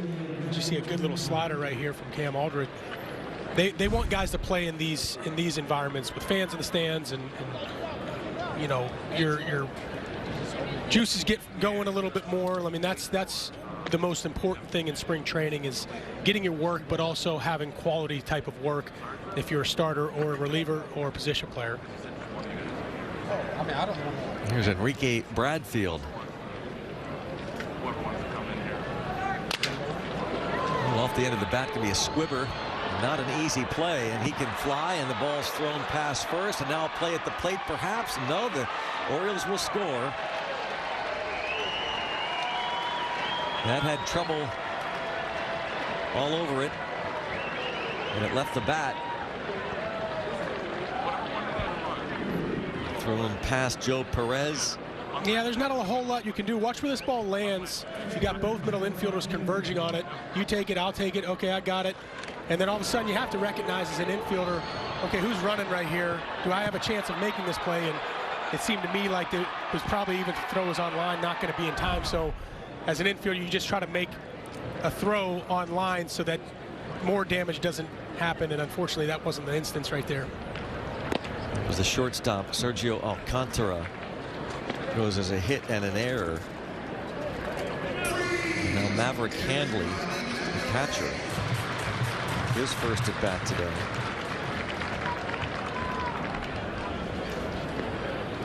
So Enrique Bradfield hit that squibber. Runner goes from first. The throw picked by Tamar Johnson. The Alex Sanchez throw in the grass. Stolen base. Ooh, he can really fly, that Bradfield.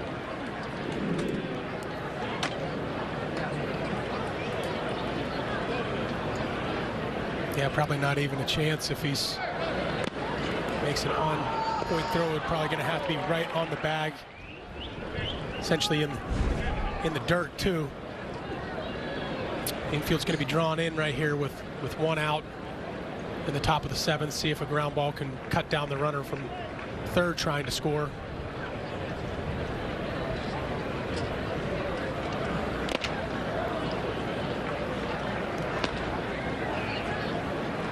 Aldred, who went back into the starting rotation last year at AAA Indianapolis, he made his big league debut with the Pirates a couple of years ago, made one major league appearance. Come up for the most part in the minor league system as a reliever. Drafted out of the University of Cincinnati. Pirates had him in the bullpen.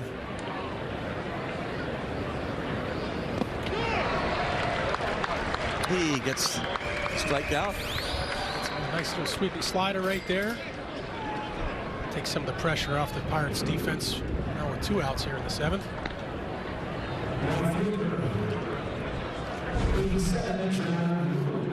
There's the strikeout. Now John Rhodes gets his first AB. The Pirates and the Orioles have now all had their starters leave the game.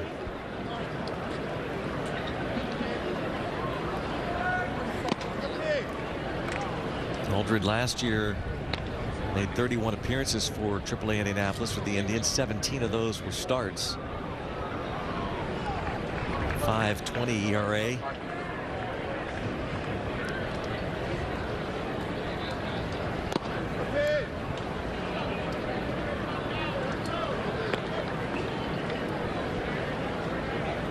And a 2-0 count on John Rhodes.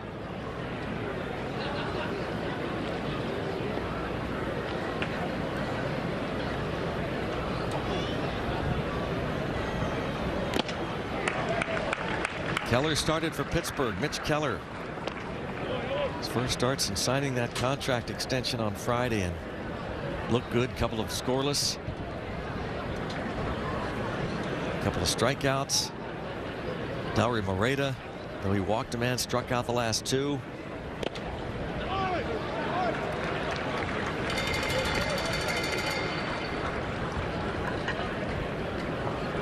And now the rest of this game filled with some prospects, minor leaguers, some non-roster invites.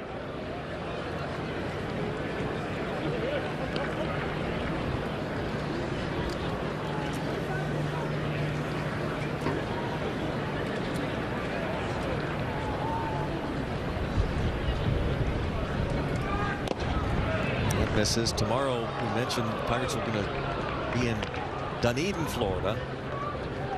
Here, Clearwater take on the Blue Jays, and Roansy Contreras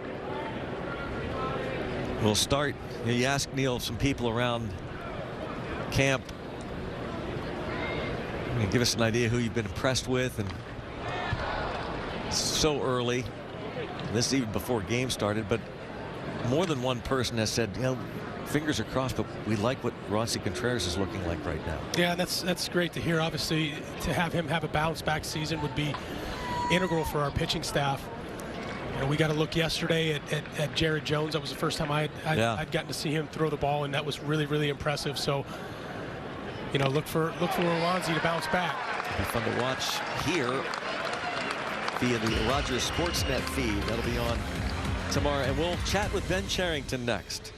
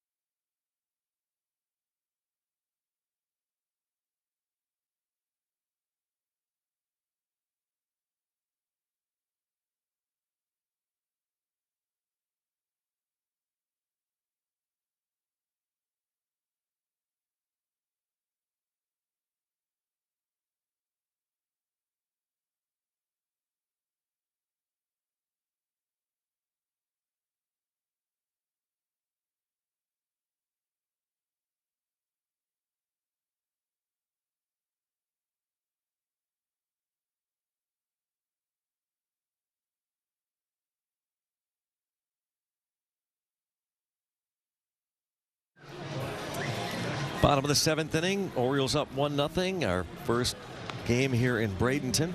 The 2024 Grapefruit League schedule as promised. We're joined in the booth by the Pirates general manager, Ben Cherington. Ben, it's always a busy time every spring around every camp, but my gosh, you guys have been busy, starting with the announcement on Friday. That was awfully fun, wasn't it? Well, that was a good reason to be busy. Yeah. That was exciting. So happy for Mitch. It was so cool, you know, in those moments to see his family and people around him that have meant so much to him and been, you know, as you know, with him every step of the way through all the ups and downs throughout the years. To see them be able to enjoy in that moment with him, very cool. And obviously great news for the Pirates. He's a huge part of our team and what we're building, and thrilled that he's going to be a Pirate for a long time. Matt Gorski at the plate. I love what you talked afterward with the members of the media. Ben, I think you quoted somebody, maybe Pat Gillick, if I'm not mistaken, about the trust. Yeah, I you know, just steal that from someone else, and we all do that, of course. No, we do too, but it's a big deal in broadcasting. Yeah. But yeah, someone asked him that one time, and of course he had been so successful and built so many great teams, and you know, what's your secret? And he said, no, it's just you just find players you trust. Of course, that's a simple answer, easier to say than do, but Mitch is someone we trust, and when you're around someone like that and you know how reliable they are on and off the field, how much he's gonna just continue to commit and dedicate to finding ways to get better every day, it makes us feel really good about extending someone like that. Ben, do you feel strongly about, you know, when you're kind of looking at what you guys have done over the last couple of years, nice little backside base hit from Celestino, do you feel strongly about, you know, when you're looking at your roster and you're looking at your quote-unquote core, you know, is that a, do you spend a good amount of time in the off-season and your day-to-day figuring out, well, this position player or this pitcher or this guy, this is the guys we want to, the 3 or 4 players that we really want to build around over the course of a certain amount of time? Yeah, and of course, you know, you don't have to have an extension with a guy to feel that way, right? Like, certainly a lot of guys here we really like a lot. We know we're going to be, believe we're going to be really big parts of the team, and it's okay, you know, going year to year. In some cases, it's not always going to work out to do an extension, but when we can find opportunities to do that, pick our spots, it is, we believe, helpful part of the team building. You know, it just means something. That's a good break.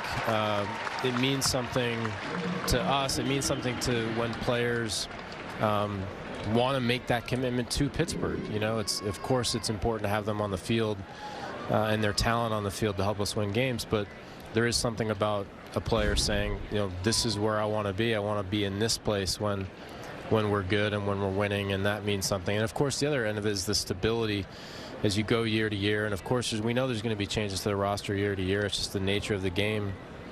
But to be able to count on a handful of guys to offer some of that cultural stability year to year, where you're not trying to learn from scratch new everything, you know, everybody all at once. I think that's maybe a sneaky part of good teams too. Of course, again, there's always going to be some changes. It's just the nature of it. But having some continuity in that core group, we think is an important part of it too. Ali Sanchez after that stolen base by Celestino, 2 down. Ben, what do you think of this 2024 club? It's just starting out spring training, but do you like the makeup of it so far compared to, say, like last year's team or the previous few that we've had here? It's been a real fun group to be around already. You know, early in camp, the work ethic, the energy, the vibe has been really good, really positive. You know, one of the things we like about this group the most, I would say a couple things in particular that we like the most, is it's got both. We've got a group of young players who are all 12 months older than they were a year ago. You know, it sounds simple, but that's another year into development, another year to have figured out some stuff, another year to have overcome some adversity in some cases, another year of maturity into their careers. And it just means that entire group is going to be a little bit better, a little bit more mature, a little bit more professional, a little bit more responsible and reliable than they may have been 12 months ago. And I think as if you look across the group, there's a lot of guys who fit in that category, guys who either, you know, maybe a little bit more established, not quite established, still knocking on the door. And that group of players, if you're in your, you know, early to mid 20s, it means usually the best days are ahead of you. And so there's a lot to look forward to there. But at the same time, combined with that, we think we've got some guys with a little bit of experience who have something to prove, you know, are coming in here with, you know, a bit of a chip on the shoulder and something to prove. And so that combination of experience with something to prove and some young guys who best days are ahead, that's exciting. We like the combination. And of course, we just got to keep the pedal down every day, find ways to get better every day, whether that's something we're doing on the field, something we're doing off the field to try to make the roster stronger. It can't stop. And but we're excited about the future, and you know, really believe in the group we have here. And of course, we'll keep looking if there are ways to make it even stronger. When you acquire a guy, do you think of that?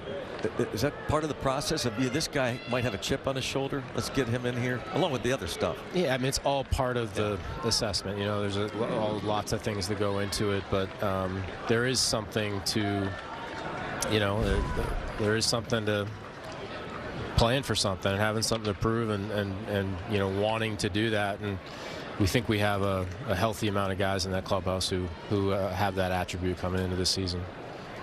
You know, we've talked a lot yesterday, and we spoke to Shelty during the game just in general about, you know, some semi-storylines and things like that. Obviously, Henry Davis gets a chance to catch yesterday, and, you know, we have a little bit of a second base battle going on, I would assume, for the most part. Not to ask you to get long-winded, but can you give us just your thoughts on just what you're seeing and the opportunity that's maybe in front of the, call it, 4 guys at second base, and, you know, getting Henry a lot of reps this spring leading into the season? Yeah, I know at the catching spot, obviously, you know, Grandal's going to be on the team, assuming he's healthy, and we've got, we think, a good, healthy competition for that second spot to start the season with Henry and Jason DeLay, who obviously earned a ton of trust last year and we're confident in, and Ali Sanchez, who's getting in the game here today, who is a really good defensive catcher who's put up good offensive numbers in AAA. So between the 3 of those, you know, we like that competition for that second spot. Of course, we also know, and we all know that injuries can happen at that position, so being deep is important. And then, I don't know if we're doing an inning break here or not, but I can keep going. You mind staying? Of course, yeah, I'll stick around. Awesome. We'll do that with Ben Cherington. Talk more about the 2024 Pirates and the organization. 1-0 Baltimore.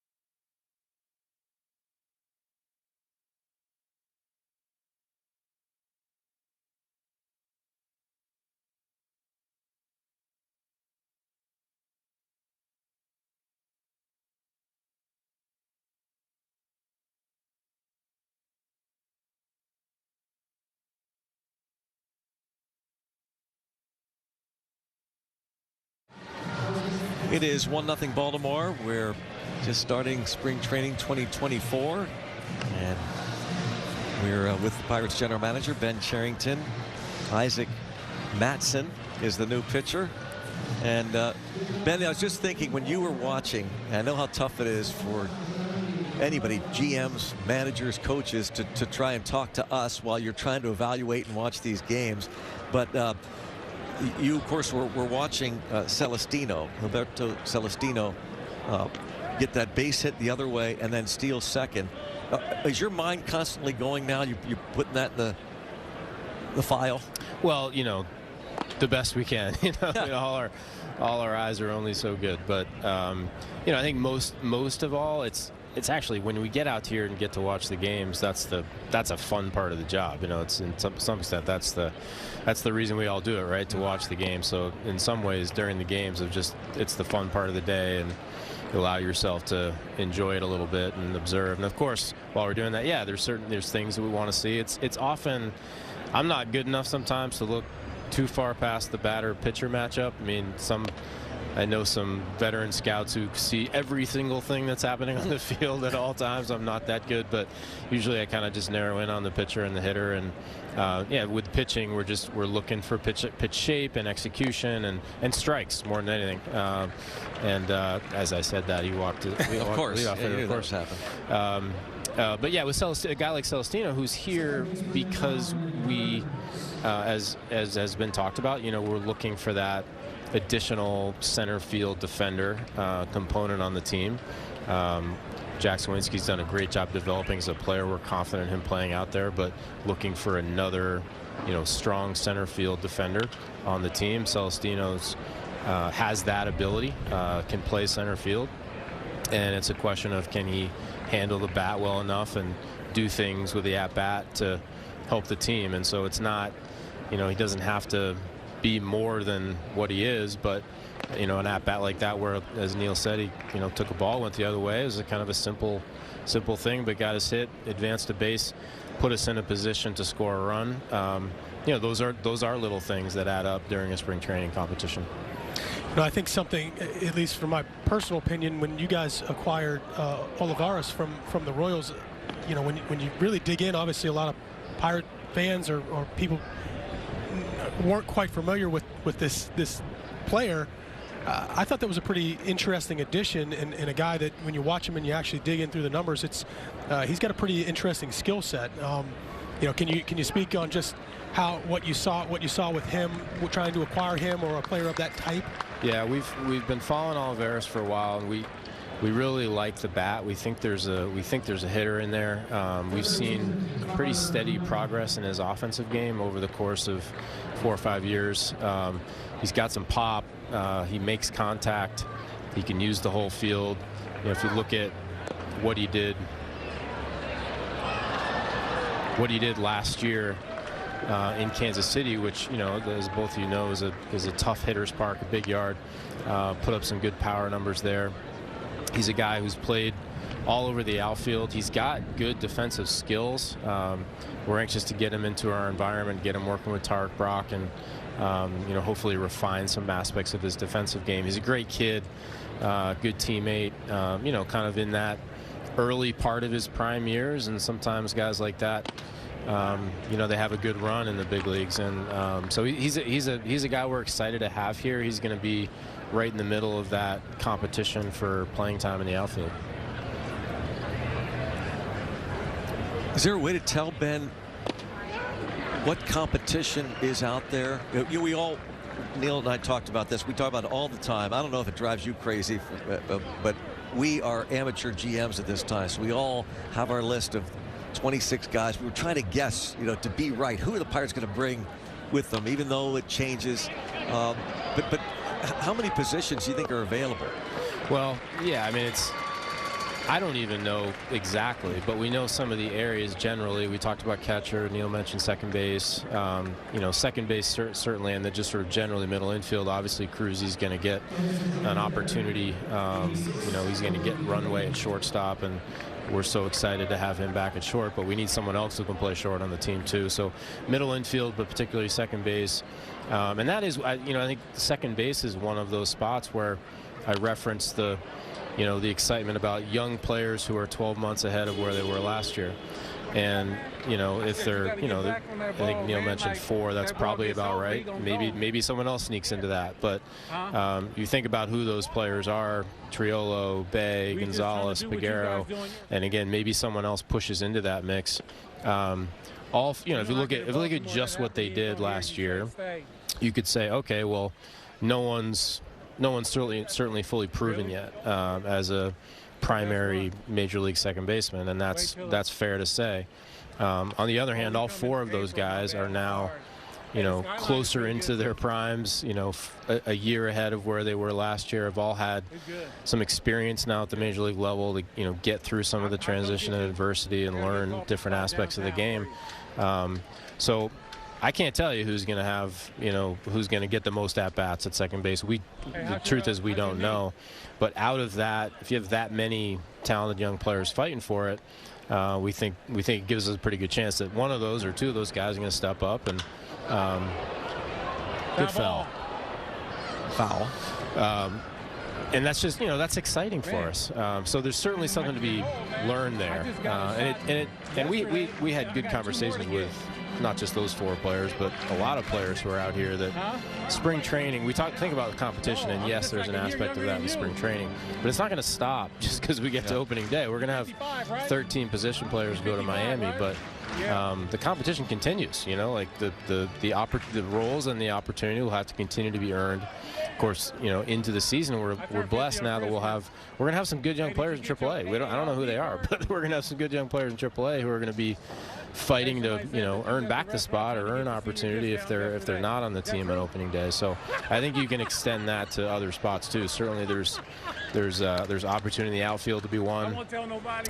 You know, we've got some guys that are, you know, obviously in Reynolds' case, he's going to be there. We got Jack's really, you know, we feel like Jack is a really important part of the team and has earned that.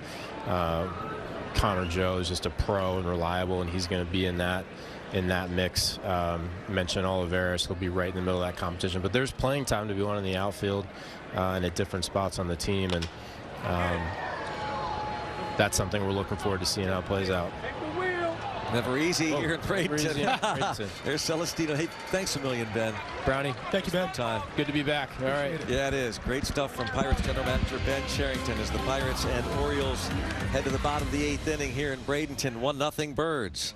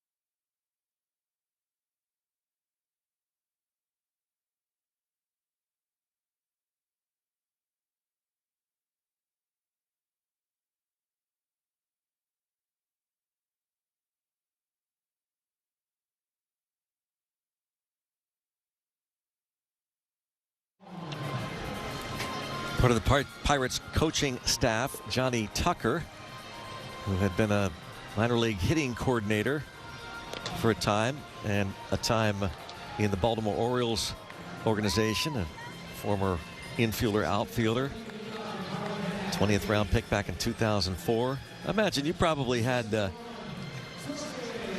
time to play against Johnny Tucker in the minor leagues. I think I played a bunch against him when I was in Altoona, and he would have been in Bowie, maybe? Yeah. Maybe Bowie? Yep. Here's Sung Chae Chang pinch hitting. The Pirates down 1.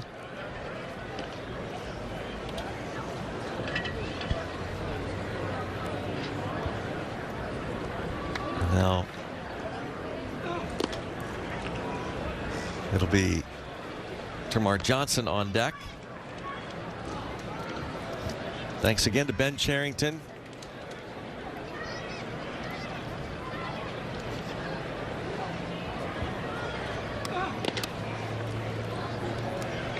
Pirates general manager, you think about watching what he has done now, going into the 5th year, try and rebuild this organization.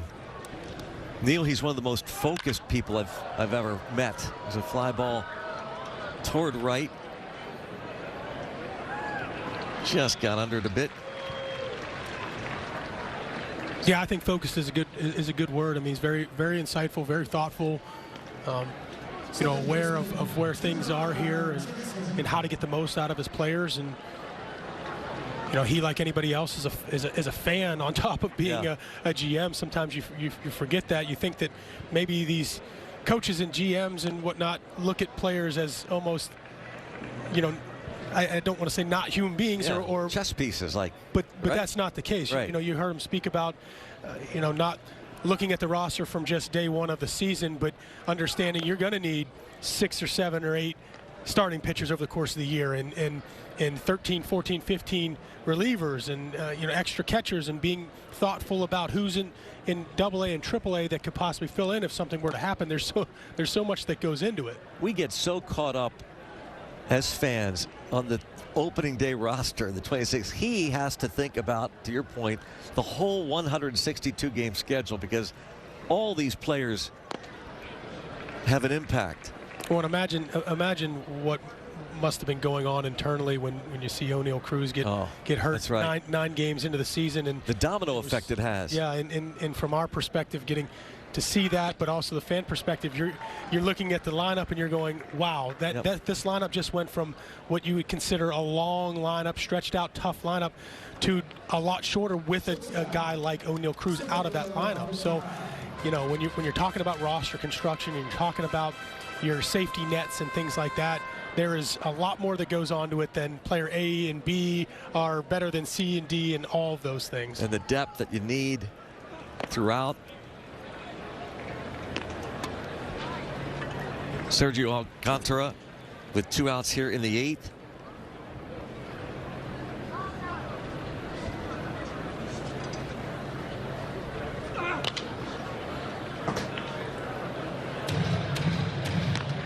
Eight pitchers for Baltimore. See a lot of this in spring training. When the starter goes, just a couple. And then the relievers, usually just an inning apiece. The parade of pitchers.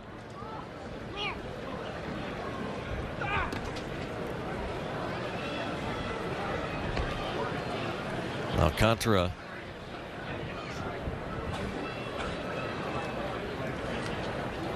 grounded out in the 6th inning. This is his 2nd at bat.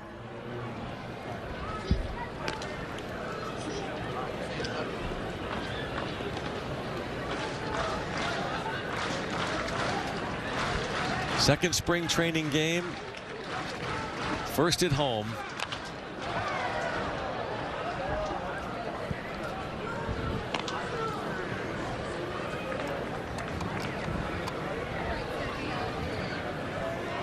Contra, infielder who has spent some time in the big leagues.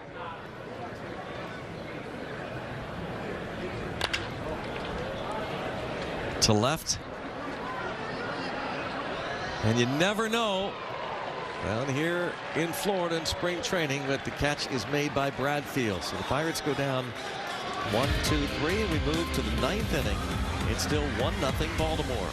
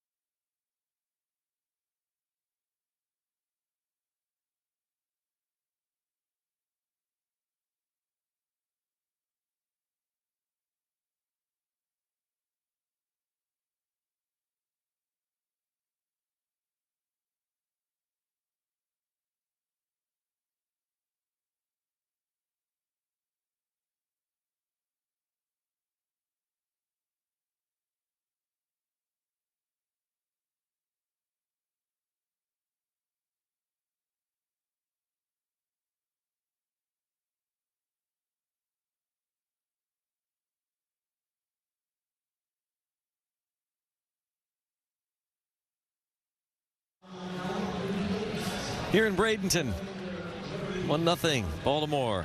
One of the stories today, of course, is Mitch Keller making his spring training debut. 30 pitches, 18 strikes, look good. He'll get the build up as he will have the honor of pitching opening day. And this is his first start, Neil, since that extension we talked about on Friday. It'll be interesting to watch him as he builds up. He knows he's the opening day starter. What he'll be working on and just, again, getting geared up for a long baseball season. Yeah, and he looked pretty good. A couple walks early, but for the most part, the Mitch that we're accustomed to seeing, pounding the strike zone and getting a couple strikeouts. That double play, as you saw in the first inning there. Our ace getting some work. Day one in the books for him.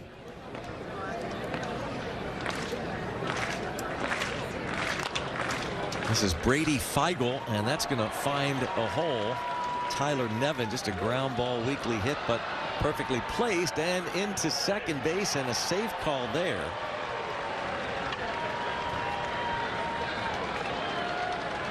And give Nevin credit. And sometimes the shift works for you and sometimes against you. This ball not hit very hard, but put in a perfect location. And then on top of that, you got your outfielders kind of split in center field and had a long way to go just to get to this ball and tip your cap to Nevin. Even though he takes a little break right there, he's still able to make up for it with a burst there getting into second base. Looked like maybe two guys took a break. The batter and maybe the center fielder thinking he's just going to concede. I didn't see any bobble. So we'll have to give that hustling double for Nevin. And now Daniel Johnson.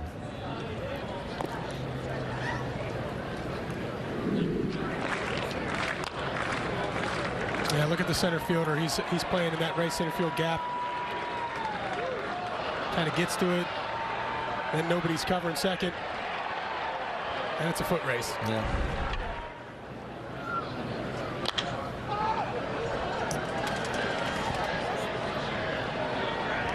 And nice play by Brannigan. Jack Brannigan over there in foul ground.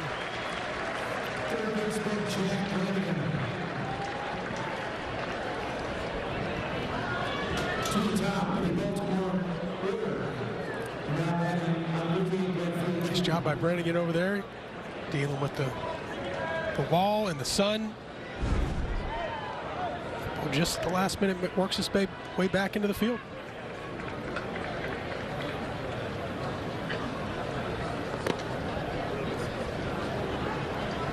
Here's Enrique Bradfield facing this lefty Brady Feigl.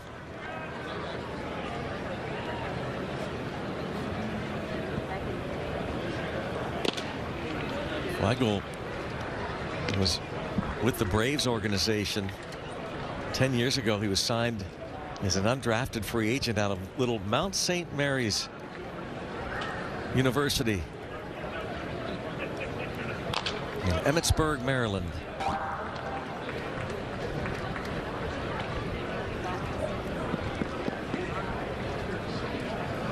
Time in the Braves, Rangers, Padres. Played independent league ball for a few different teams. In fact, last year was playing for both the Frederick Atlantic League team and the Lexington Counterclocks.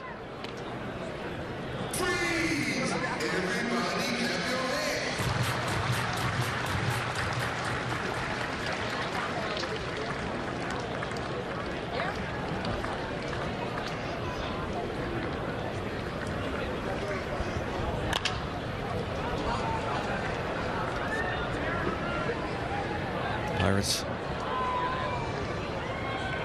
One more shot in the bottom of the ninth, down 1-0.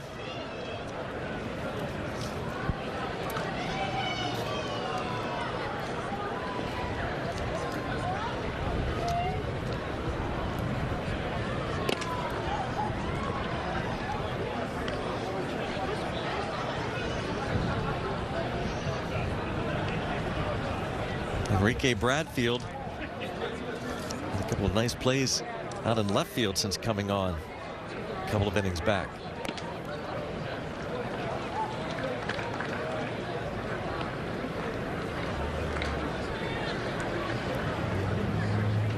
A hustling double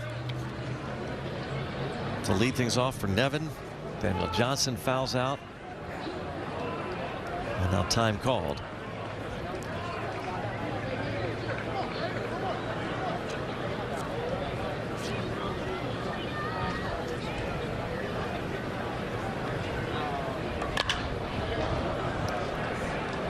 Shallow center, Celestino. Interesting to hear Ben Cherington talk about Celestino, and Pirates will be looking for kind of a backup center fielder or defender in the outfield. Saw Celestino DH down in Fort Myers yesterday. He made his major league debut with these Orioles 3 years ago. A thumb injury out of spring training cost him majority of last season. He's one of those rare guys, Neil, who bats right-handed and throws left-handed. Very unique to see that, and this is going to be a 2-0 Orioles lead. And a nice play in left field. And the out called at second base for the final out, but the run does score, and last shot for the Pirates.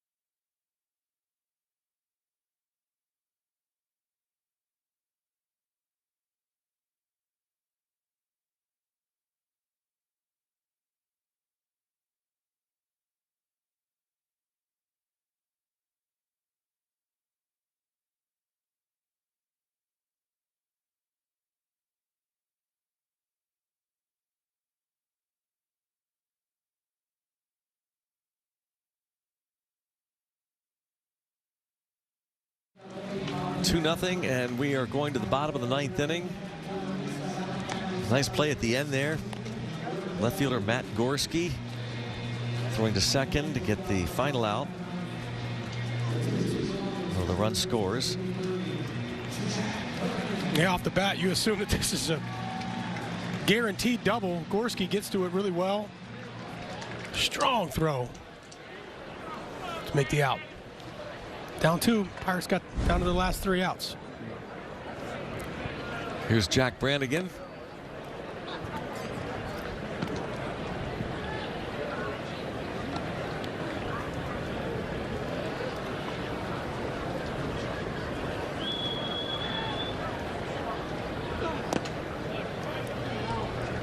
So it's 2 balls and no strikes on Jack Brannigan. He lined out to left field. Enrique Bradfield made that nice play. Ryan Long on the mound. The 2nd inning of work for him.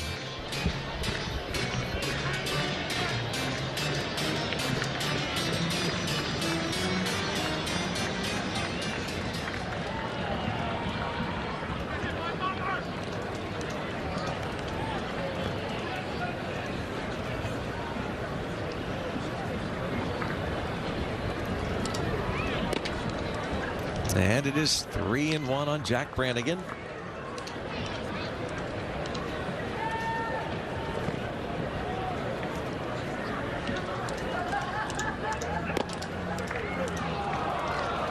Well, close.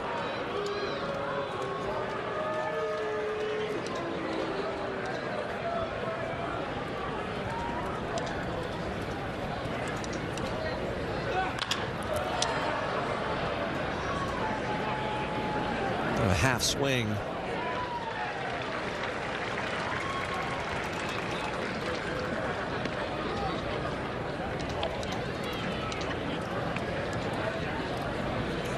Now batting Matt Gorski.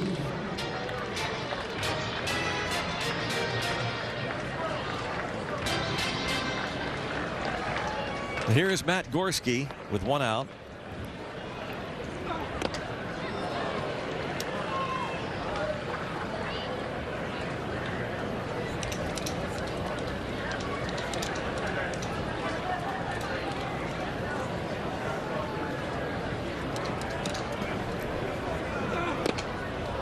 Couple of strikes.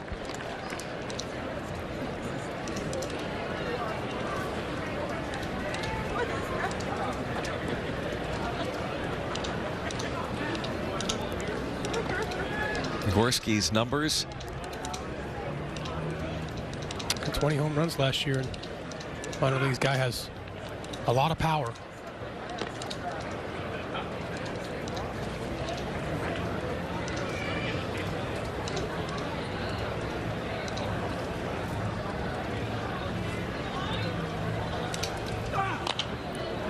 One hands that one and pops it out of play.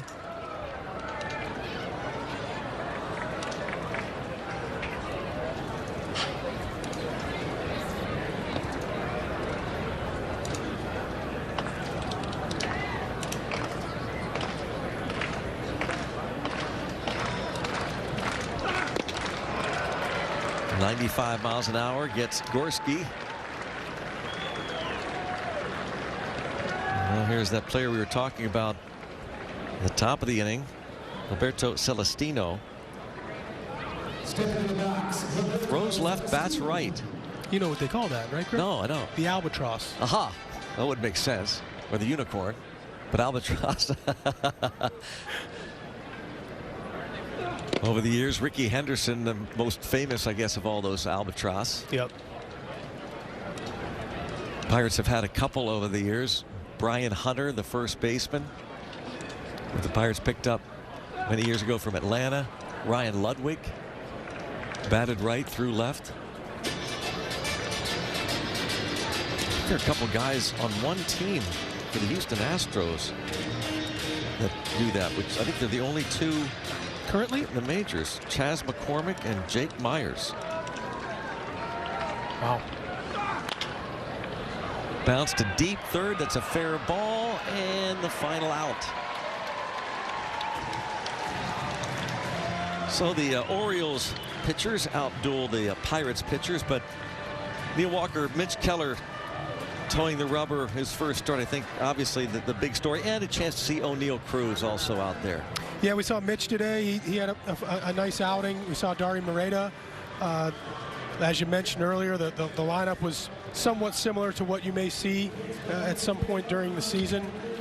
Just to see O'Neal Cruz move around. He made a nice play at shortstop. Got a couple of bats, even though one was cut short by a pitch clock violation. Brian Reynolds, Ke'Bryan Hayes. It was a good jumping point for these guys to get back into the game action, get the juices flowing, and get the games underway here in spring training. Yeah, it's fun to be back. Great to have you with us here today. Final score 2-0 as Baltimore beats the Bucks. We'd like to thank Mitch Keller and Leo Vera-Figueroa, Pirates manager Derek Shelton, Ben Cherington in the booth with us. For Hannah Mears and Neil Walker, Greg Brown thanking you for spending your afternoon with us. Don't forget, you can watch tomorrow's game between the Pirates and the Blue Jays from Dunedin right here on Sportsnet Pittsburgh. It starts at 1 o'clock.